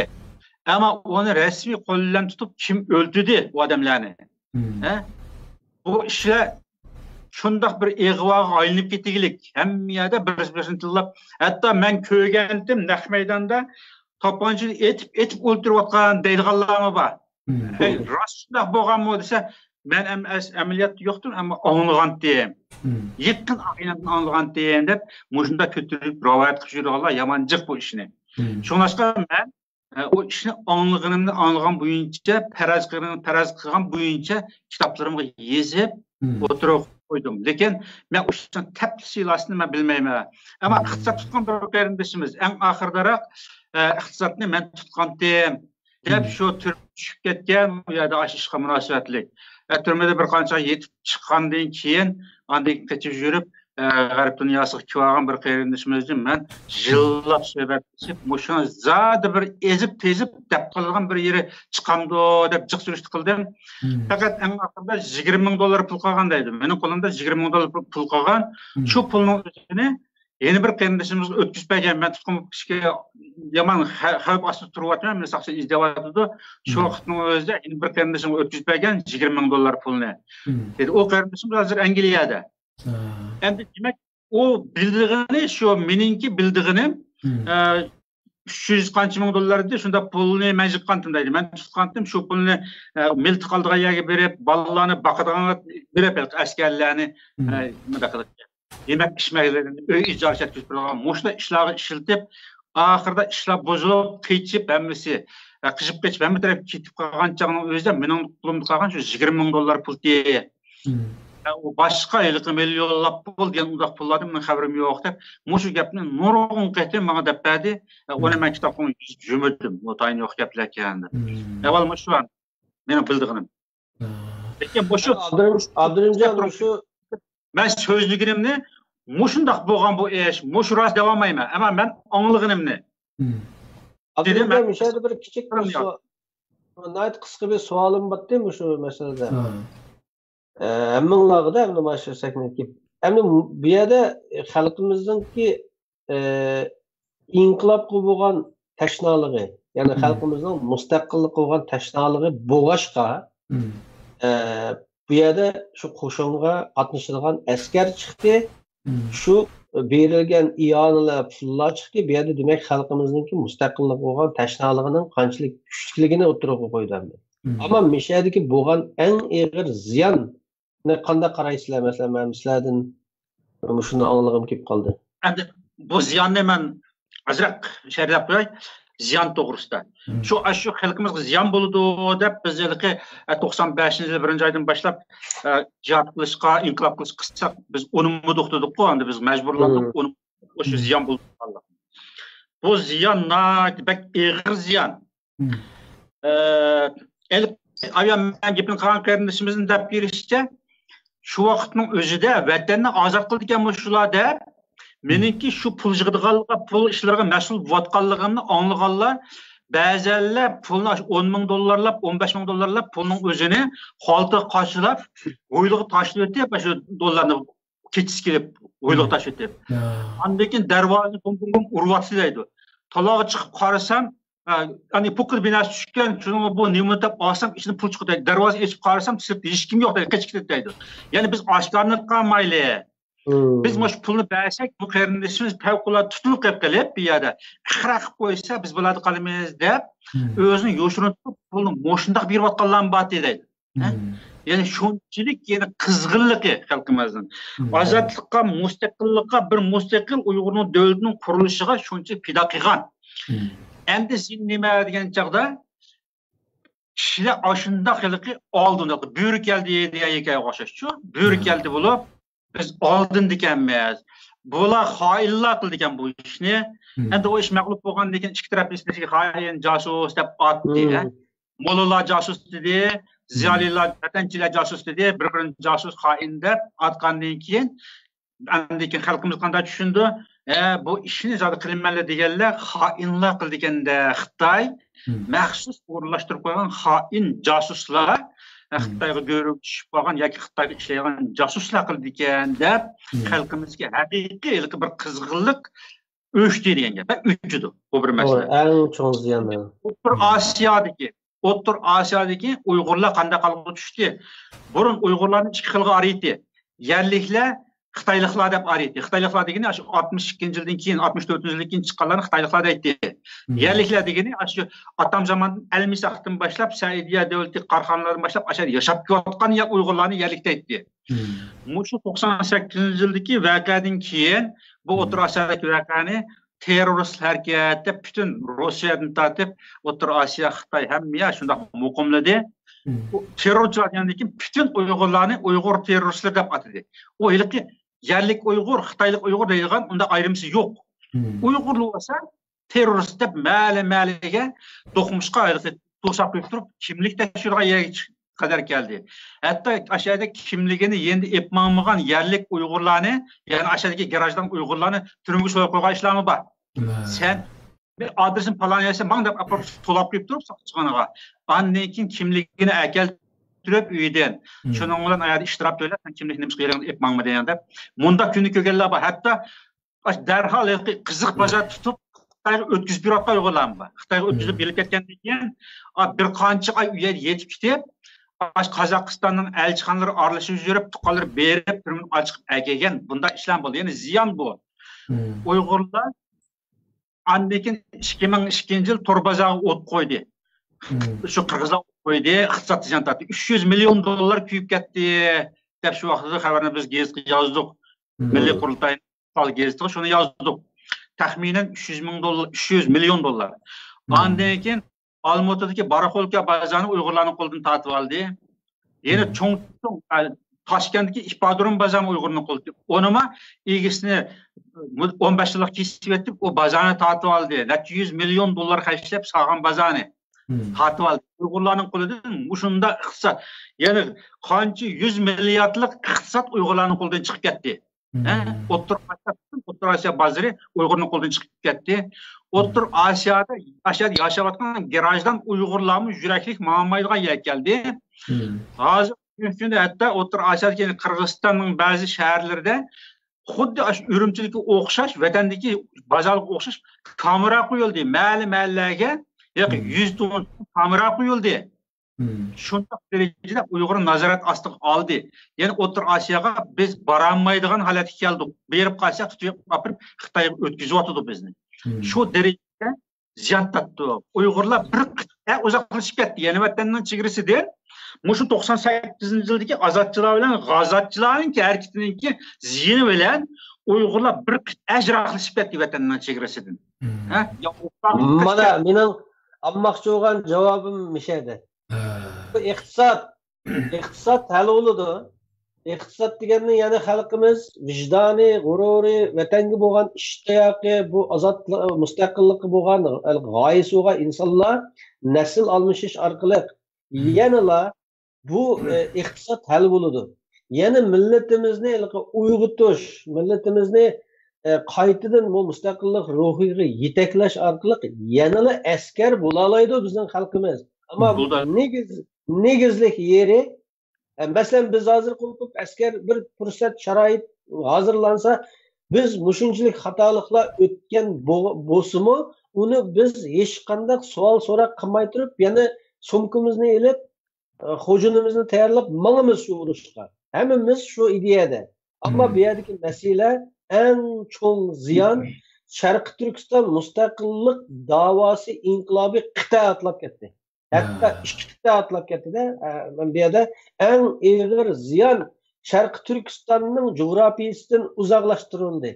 Bu bir. Endi mishada almoqchi bo'lgan javobimni oldim, Alloh rozi bo'lsin.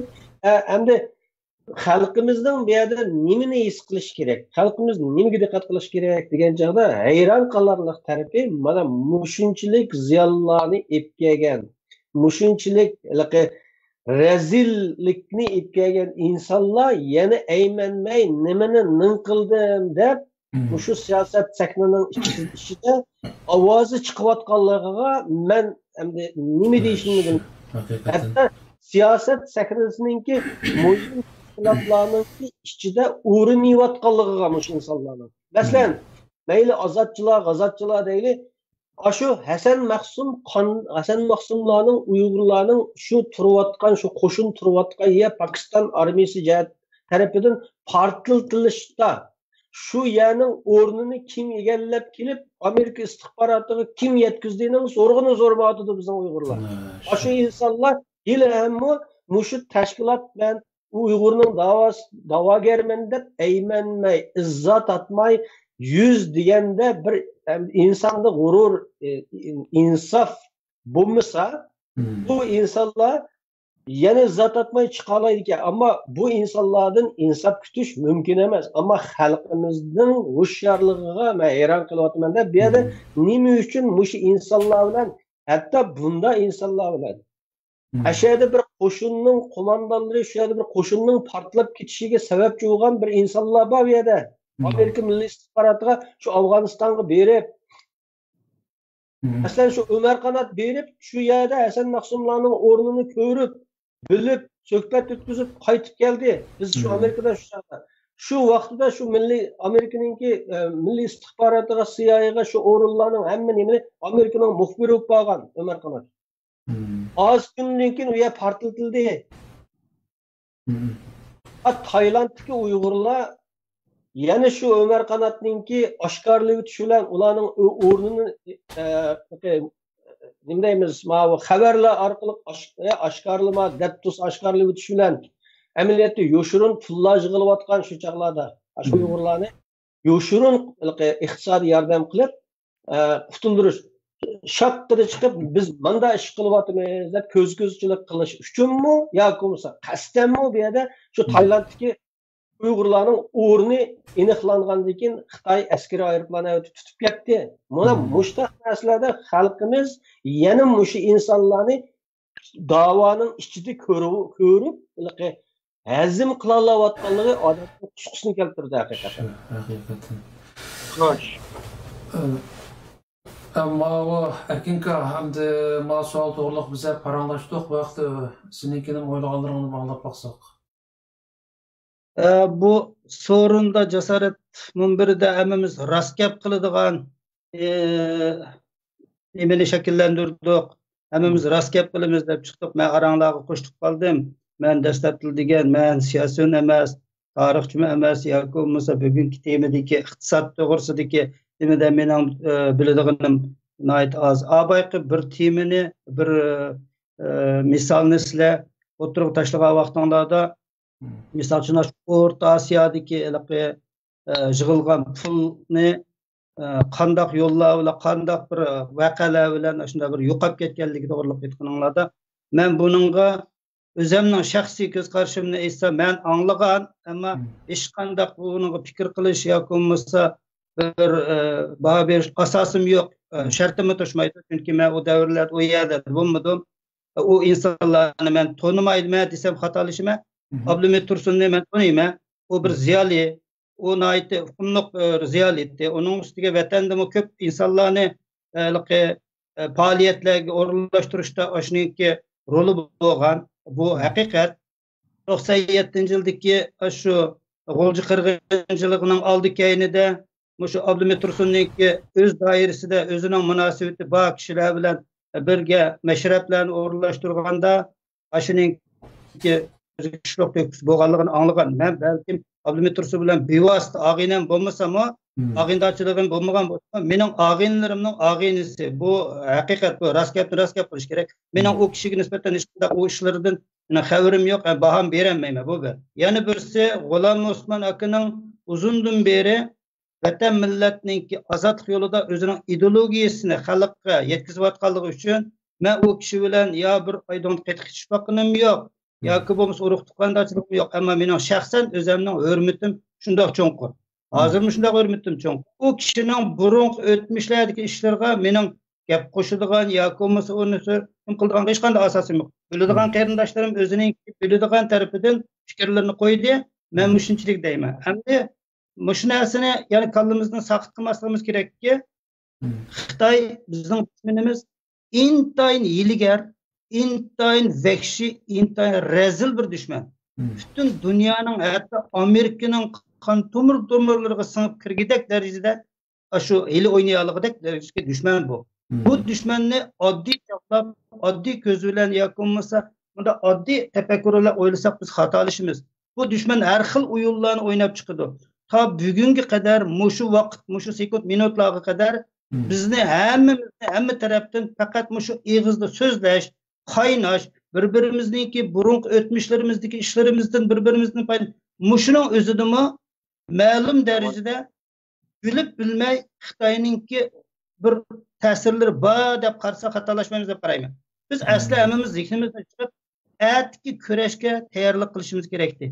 ammo nurg'un ishlarda bizningki qilayotgan o'zimiz bilib bilmay ba'zi tafakkurlarimiz boshqa yoqlarga yo'linib ketib bordi buningda josus jiqilmasligi mumkin bir josus butun bir qo'shinni butun bir millatni piqirtib o'ynab ketishi mumkin Xitoyning josusi chunki Amerikada nait hukumliq qarindoshlarimiz bor Mavlon Yasin degan qarindishimizga o'xshash Xitoyning 36 yili deganni tafsili o'qib chiqsak bayam O'rta Osiyoda yuz berganga o'xshash qonliq voqealardan uningdan og'ir voqealarni yana mush ko'z oldimizdagi mushkullarda yana yuz berganga asos sab qo'yishi mumkin Xitoy noiti diqqat qilmasa chunki pulni iqtisodniki nemasi kelgan vaqtimizda hammamizga ma'lum agar bir pulning iqtisodning sonini bankadagi pullarniki ismini pul deb atash bilan uning sonini deyish bilan naq bir chamadan pulni akilib ko'z oldida sanashda insonlarga beradigan bu ta'sir boshqacha bo'ldi tuyg'u boshqacha bo'ldi buni Xitoy allaqachon biladi shunga Abdurimjon qarindishimiz aytdi shu jarayondan keyin yana nurg'unlagan yerlarda bizning inqilob qiladigan jangchilarimizningki ro'yiga hatto bir-birisi bilan bo'lgan ittifoqligiga buzg'unchilik qilgan nurg'un ishlarni shakllantirib bizning Uyg'ur millatini butun O'rta Osiyodagi boshqa qarindosh millatlarga dushman qatorida ko'rsatgidek yerga yetkazib qo'ygan ekan. Mening so'zim tugidi. Yana Endi mana O'rta Osiyodagi masala hozirgacha yechilmagan bir tugum bo'lg'achqa hem bu yerda mesela Ümitmo, Abdurrahimjonmo O'rta Osiyoda turib baqqan bo'lg'achqa ham bu Abdurrahimjon Myunxda yashaydi, hamda Myunxda jiq ishlar o'xshamagan so'rinlarda so'zlanadi, har xil uchurlar egallanadi. Endi bu yerda mushu ishniki xalqimizniki mushu iqtisodiy bo'lib da'voniki iqtisodiga naqadar cho'ng ziyon keltirganligini bayma qarindoshlarimiz biroq deb o'tdi. Onundan başka can kaybı var bu yerde. Ölgenler var, ulanın xunutuğu sorulmadı. Hem de bizden ümitninki bayi kalkışı uğrunsuz bir şey emas. Mesela muşunçola işlerini terip koyup yine hazırgıça davanın lideri dep aldıda ketivatkanlığı aşı şahslarnikide biz milletniki ne kadar bihutluğumuz bizde hiç kandak bir sistem pistim degan bir narsaning yo'qligi o'g'rimi qaraqshimi kelib bizga ustoz diniy ustoz rahbar lider bo'la oladiganligini ko'rsatib turibdi qarindoshlar. Bu hamda bizning ong saviyamizning bek tuvanligidanmi deganda unda emas. Uyg'ur aqlli millat, ong saviyasi yuqori. Ammo bizda bir sistem yo'q. Ya'ni oramizdagi rezillikni jazolaydigan, uni so'rg'ini qiladigan, hatto javob ola oladigan bir sistem yo'q. Masalan deylik, Mamtimin Hazrat degan odam ben chetga chiqsam yo'qkan ko'rmaydim uni. Anglab bakman ama tuyuqsizlar şu Vanka tipli sahnaga chiqqandan keyin tuyuqsiz paydo bo'lib qoldi bu odam. Vanka tipning depinichilib, voy bu talantli lider, va buningki saylanganligi Uyg'ur uchun andaq bo'ladi, mandaq bo'ladi deb tuyuqsiz bir bilan yozib baqdi. Bir bilan so'zlablar yana gupdan qochib ketdi. Yana yo'qolib ketdi. Çünkü aralıkta bu adam şunda oturuğa çıkışı bilen halkımız bayağı koyulgan sualını oturuğa taşıldı. Hey, oturuğa çıkışı cevap ver dedi. Onunki birisinin aldıda uçkaşkara bu doğruluk sözlüğünü anlamadık. Meyli yazmacı olsun veya ki ağzaki olsun veya ki bir vekili arkalık bir cevap verdiğini anlamadık. Başkalarımı mesela Mavi Abdülhamid Tursun Meyli burun tarixini biz bilimiz vatanda bu artisti bu. Hem de G'oljida bazı işlarga qilganligi, mesela milliy ishlarga aralashgan Uyg'ur millatlarni, Uyg'urlarning milliy ro'yini uyg'otishda roli bo'lgan degan gaplar bor. U yerlarni angladik, men ko'rmagan o'z ko'zim bilan. Unda yerlar bormish, ammo erkak bo'lsa xalqimiz izchil so'rayotgandan keyin bu savolni bir qatim bo'lsa-mu bir Facebook'a chiqib o'zining telefonini tiklab qo'yiblar. Ma ish mundaq. Mening bu ish bilan bo'lgan aloqam mundaq deverse bir javob olgan bo'lardik. Buni qilmadi. Hamda jasorat hozir munda bir gapmi borda. Bu yerda bir qon to'kilgan bir masala bor bu yerda. Bu insonlar yana birisi bu yerda nurg'un vayron qilingan bir iqtisod bor bu yerda. Hamda masalan mushu insonlar hozir eshaga chiqib haqiqiy gapni qilamdi yoki yana o'zini oqlamdi degan bir narsa borda. Biz shu sahnaga chiqsa, voy kechiradigan haq bizning hamda. Ammo eng bo'lmaganda sen degandek to'g'ri, biz mushunda xatoliklarni o'tkazdik. Asli niyat mandaqdi. Hamda bu yerda asli niyat mandaqdi, ammo biz manda xatoliklarni qildik. Ama bundan keyin biz mandaq narsalarga diqqat qilishimiz kerak degan narsani yakunladik. Bizning mushu eg'ir o'tkazgan xatoliklarımızdan biz mandaq narsani yakunladik.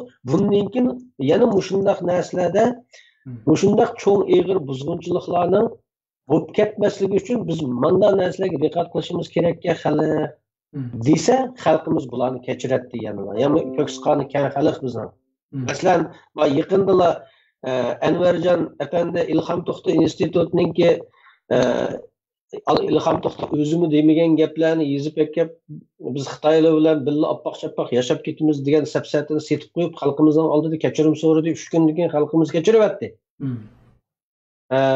Endi bu yerda deyilgan gap amaliyotda bir vatanni sotgan bilan tang bir gapni qilgan, ammo bu yerda xalqimiz erkakdek oldiga chiqib so'zlaganligi uchun men xato qildim deganligi uchun xalqimiz kechirdi. Inshaalloh shu degan xatoligi bilan bundan keyin xuddi shu xatoliklarni ham qilmas, ham oq ish qiladimi? Yana shu xatolikni davom qilmas inshaalloh. Endi deydigan gap nima degan chog'da bu sahnaga chiqqan insonlarda ya shu ishlarga sabab bo'lgan insonlarda bir samimiyat, Alloh qo'rqusi bo'lsa, Allohdan qo'rqish bo'lsa, buning bu dünyada bulunsa o dünyada sorgu bulunanlarını hemmimiz biliriz. Hem de en bulungan çağda şu bulunan hatalıklardan tarihi bir ders olganligimizni o'tkazgan xatoliklarning nima ekanligini davatgan bo'lsa-mu xalqimizga cho'ng bir to'kib bo'lgan bo'ladi deyapti. Hamda urush deganda yengilish bo'ladi. Bir davlat bilan bir davlat urushgan chog'da cho'qim birisi yengiladi, birisi yengiladi. Ay yengilgan taraf ziyon tortadi degan gap hamda.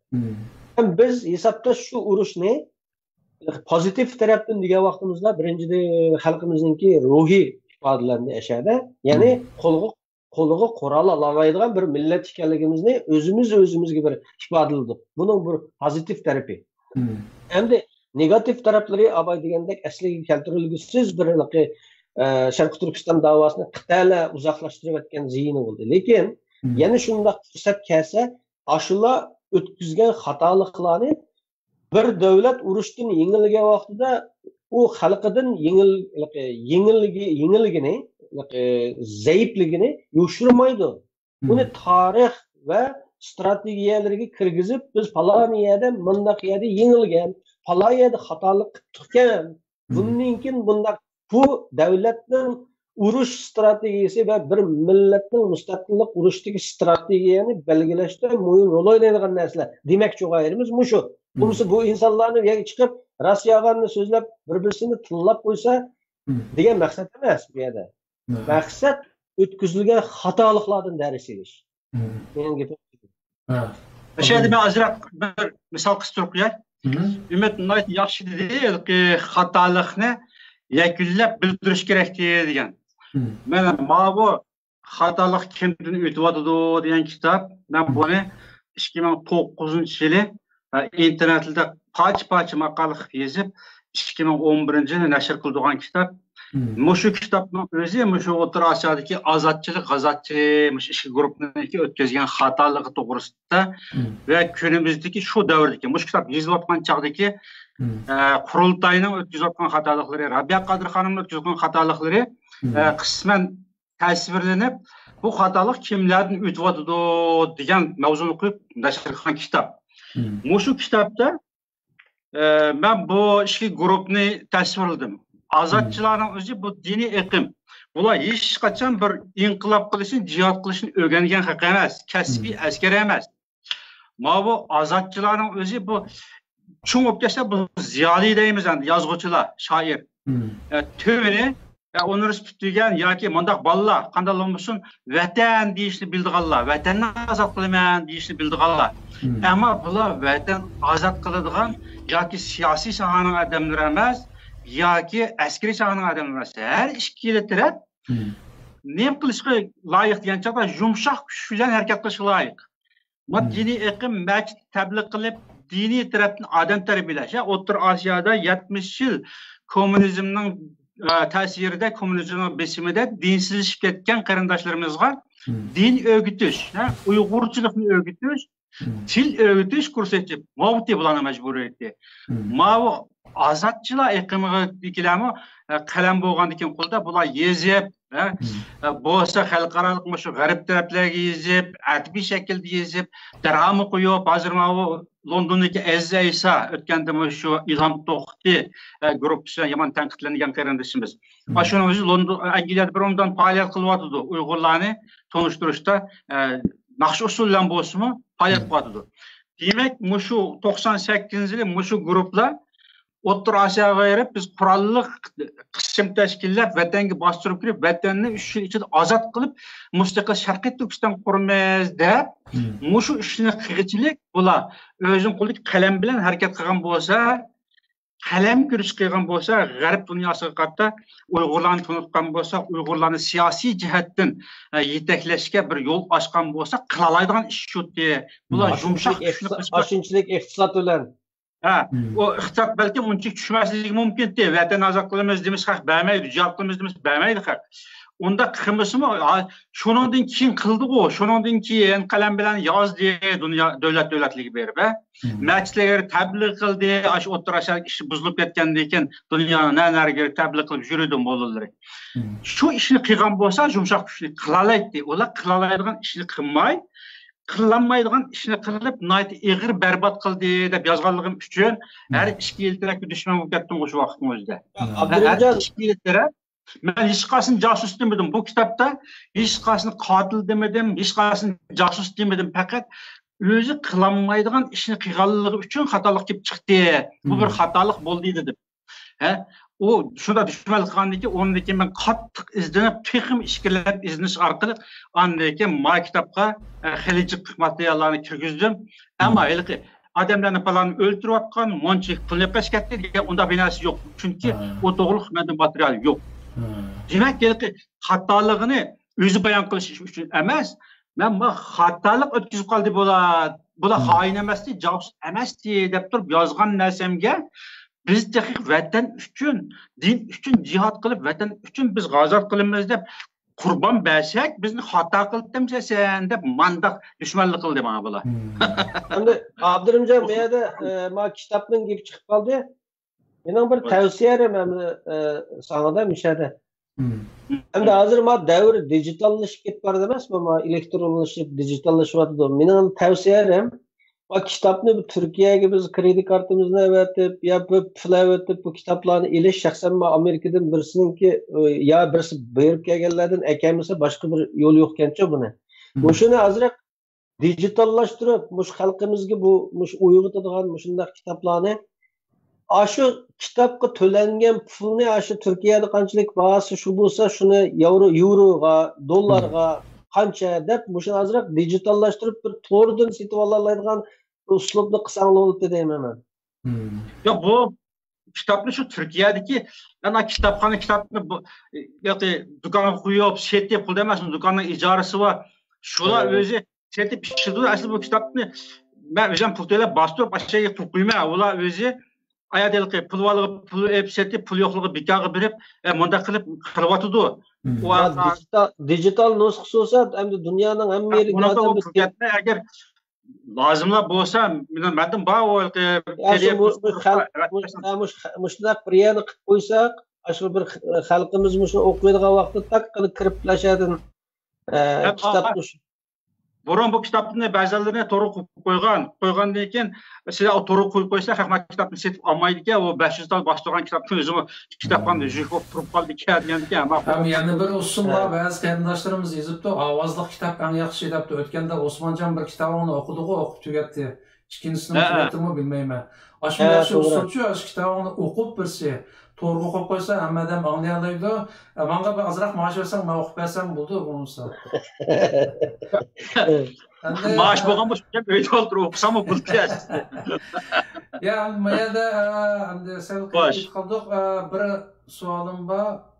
Bugun asli jiq savol, 10 savolimning ara ikkisini so'rdim. Buning qo'shimcha savolimni so'rab olayman. Abdumit masalasida bir inglizcha material ko'rdik to'g'ri tarqalgan. Masalan, bu gumandor deb shu o'lganlarni o'ltirgan gumandor deb aşağıda Almutu'da çıkarılan İngilizce bir nemike bu. Bilmem Abdurrahimjon sen ko'rdingmi bu materialni? Ya men onda material ko'rib baxmadim. O'tganda kim o? Rossiyadagi ma'o Dilmurod degan qarindoshimiz chiqiribdi-ku uni. Shu bir yildan oshdimi, 2 yil bo'lib qoldimi o ishqa. Shu Abdumit Tursunning ishi O'rta Osiyodagi ishlar chiqqandan keyin g'ulg'ul bo'lib ketgan mezgilda shu inglizcha u Birleşken Devletler Teşkilatı nimeniki iltijochilarni qabul qiladigan organi bilan saqchi tarafniki birlashtirib chiqargan materialga aslında bu o'lgan odamlarning gumondori shu o'tgan deb gumonlangan odam Abdumit Tursun va bir necha odamning ismi bor. Asosan Abdumit Tursunni tilg'abdi. Andan keyin bu Almutu taraf uni qo'lga olg'icha u qishib ketgan degan bir narsa borki, o materialni men o'qidim. Bu vaqtda ma'lumotim yo'q ekandasiniki. Yo'q, meniki anlagan ma'lumotlarim o'zimni dabbagini shu o'ltirgan uyda, o'zi shu Almutudagi shu Oqsaymi bir yerda o'ltirganki, shu o'ltirgan uyda u o'ltirilganki oqiqlar. O asli o uydan ketganki Məhəmməd Nəzirət ona buyruq sürübdü ki, siz dərhal öydən ketin, avval yaman xətərliyə etər. Həmən qılda o öydən ketgəndən keyin şunun bilan o oyunu saxçılar qoruşab bir neçə gündən keyin o qətlilə izləşib başlanğandan keyin Taşkentə keçib ketgəndimdəydi. Əndi başqalarının dəb berişçimi, şu öydə öldürülgən ki adamlar deydi. Şunu oylarlar, onun atılıp kalgan ekan. Özünün deyişimi şu, mana shunda atılıp kaldı, bu tömet top kaldı. Aslında men bunda qorayda jenim bilan qandaq qilib men bu yerda adamni o'ltirib qo'ylaydim deb, ashunda qaqshab bergan o'zi. O advokatligini qilish emas, men bu qat'iy munosabatim yo'q uning bilan. Ammo voqeaning jarayoni shuki, bo'lgan ish shu bo'lgan uyda deydi. Yana bir kishi var, yaxshi bir akamiz var, hojim. O mu bir qur gapni dedi, endi sen anladingmi yo'q, Gollandiyadagi 2018-3 oydagi yig'inda hojikam. O hojikamniki deyishim shunda bir qaqshab ketdi, ularning uylarini musodir qilib, ba'zan tuqqanlarni turmaga solab qo'ygan, nimishqa deganda shu bolalarga berib turgan uyninki tomlarga qon chirab ketgan, qon izi chiqib qoldi. Shunlarga tashvishda chiroqni o'chiriblar. Bir nima bor ekan, bir nur chiqargan bir tashish asbobi bor ekan, shuni chiqargandan keyin avrang ko'rsatgan o'yning uchunchi, avrang ko'rsatgandan keyin qon izi butunlay chiqar ekan deydi. Shu tomil to'g'risida chichirab ketgan qon izini andan keyin ular elib, o tomni qirib elib, laboratoriyaga tashirgandan keyin odamdan chiqqan gap. Shuning bilan bu o'ylarni musodir qilib, biz iqtisodiy jihatdan bak ig'ir ziyon bo'lib ketdi bular. İnqilab qilmish, vatanni ozoqlaymiz deb qo'ygandan keyin biz o'ylanib bersak, shunda odam o'ldirishga ishlatgan deb shunda qaqshigan deb bo'ldi. Bu ishlarni shunchaki anladim. Avval. Tamam. Ümit, shuni bildingmi bu vaqtda?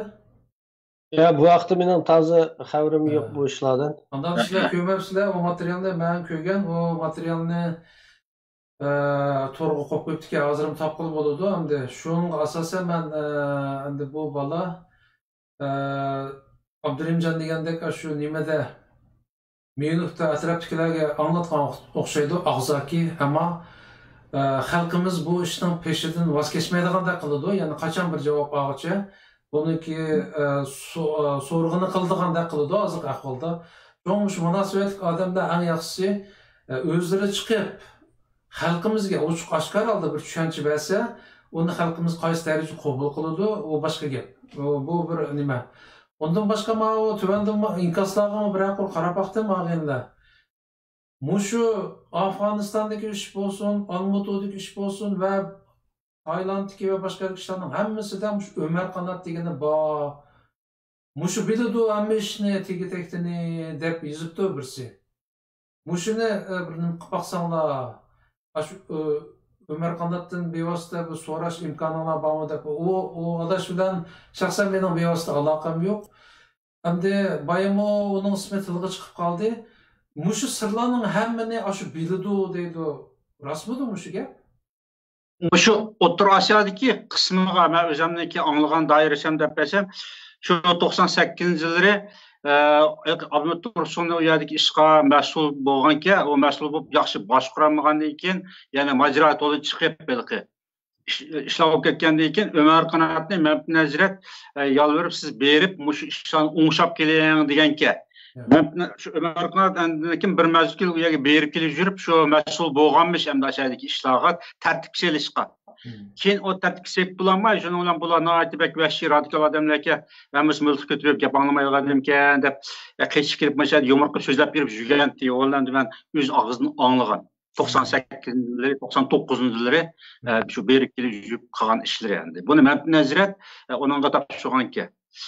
Keyin mavvalgi Xitoymi 14 adamniki ismini terrorist deb e'lon qildi-ku, 2003 Şu vaqtdagi Ömer Qanatniki nimsiga atışdimi, shu O'rta Osiyodagi ishlarga aralashgan deydigan bir dil olsa bormish ham shuningki jarayonda. Men o materialni ko'rib baxmadim.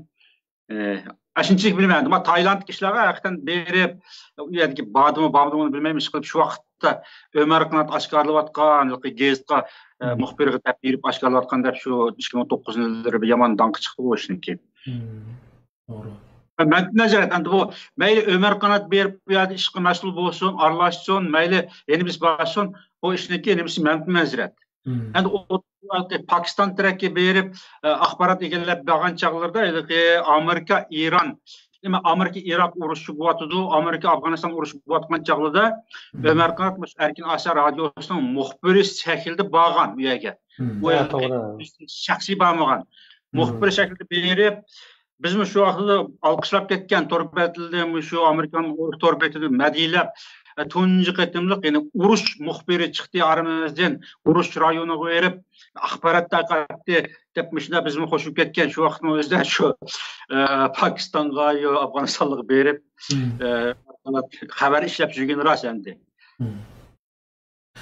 Hem de ağırlıkta işte gepten bolduçu. Mesela Ömer Kanat Pakistan bilen Afganistan çekirsiği berip Mücahitler bilen görüşüp uzun ötmeyle Hasan Maksum öldürülgen.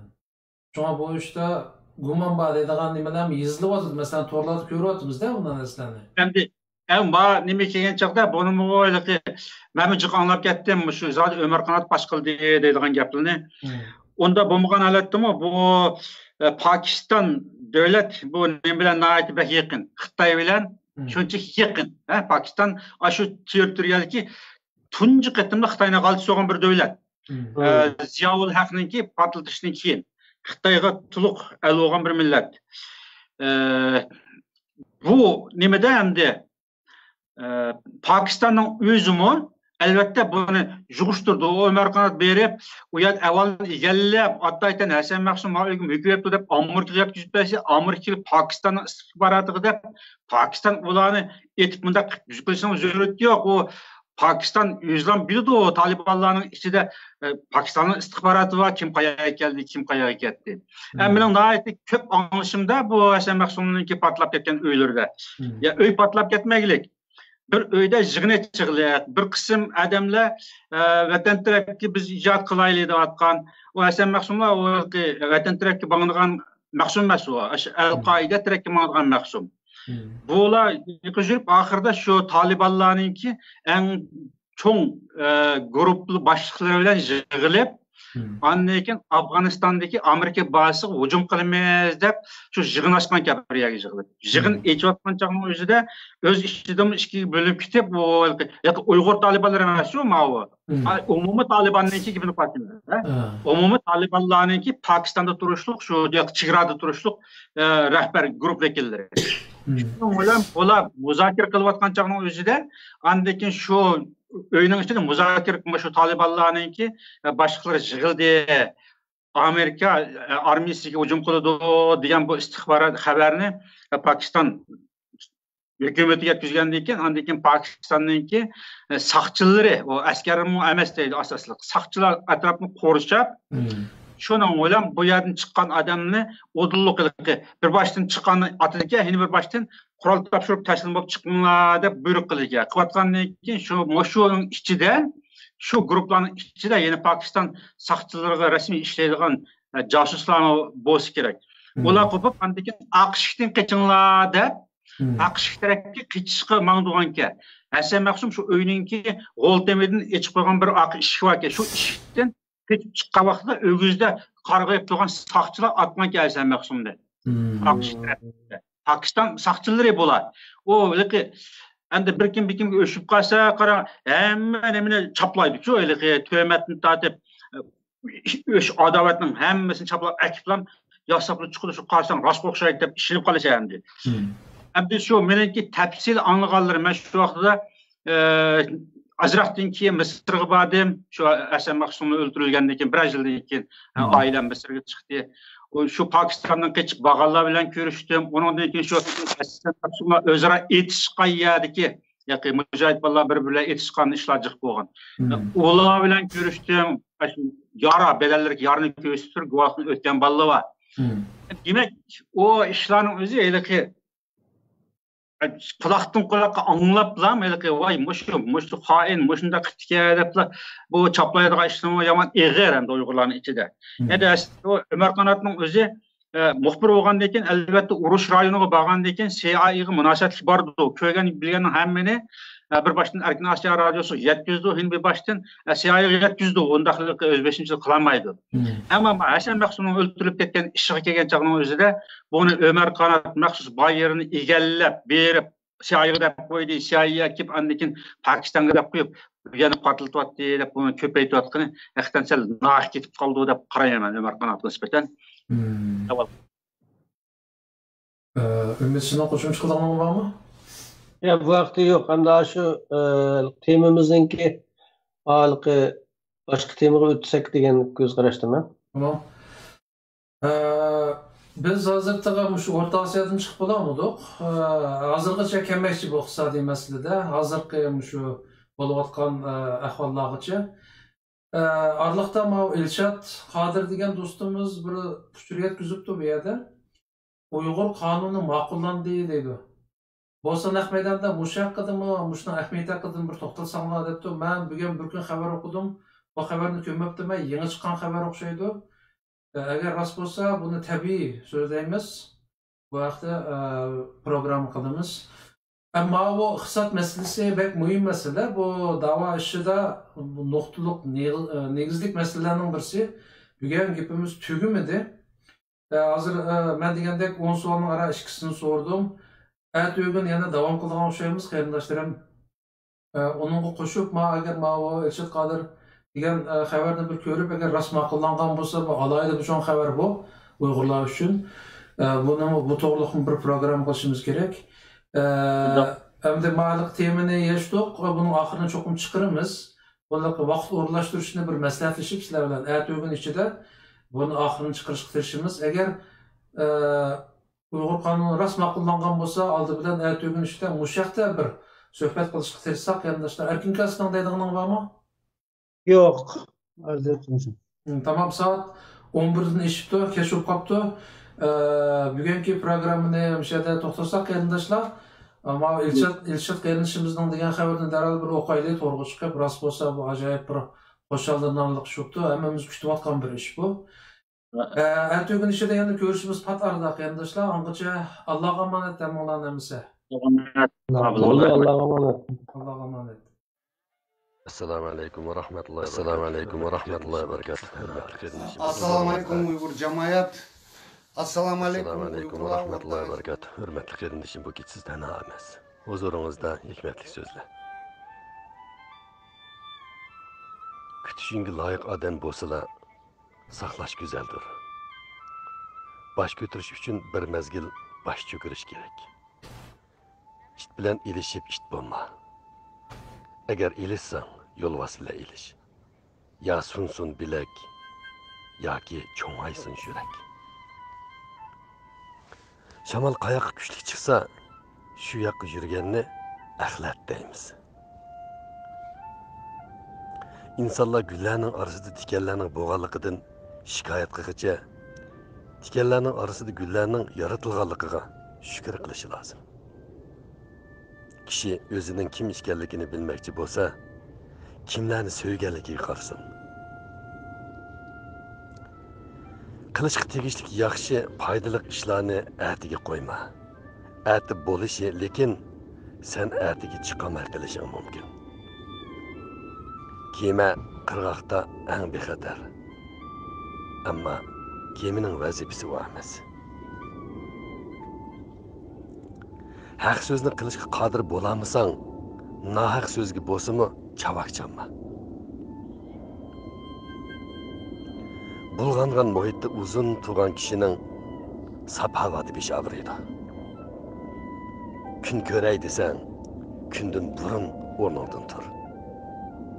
Hurmatli qarindoshim, bu aqalliya so'zlardan azroq bo'lsa-mu bahra olsangiz, mening xushlig'im shu.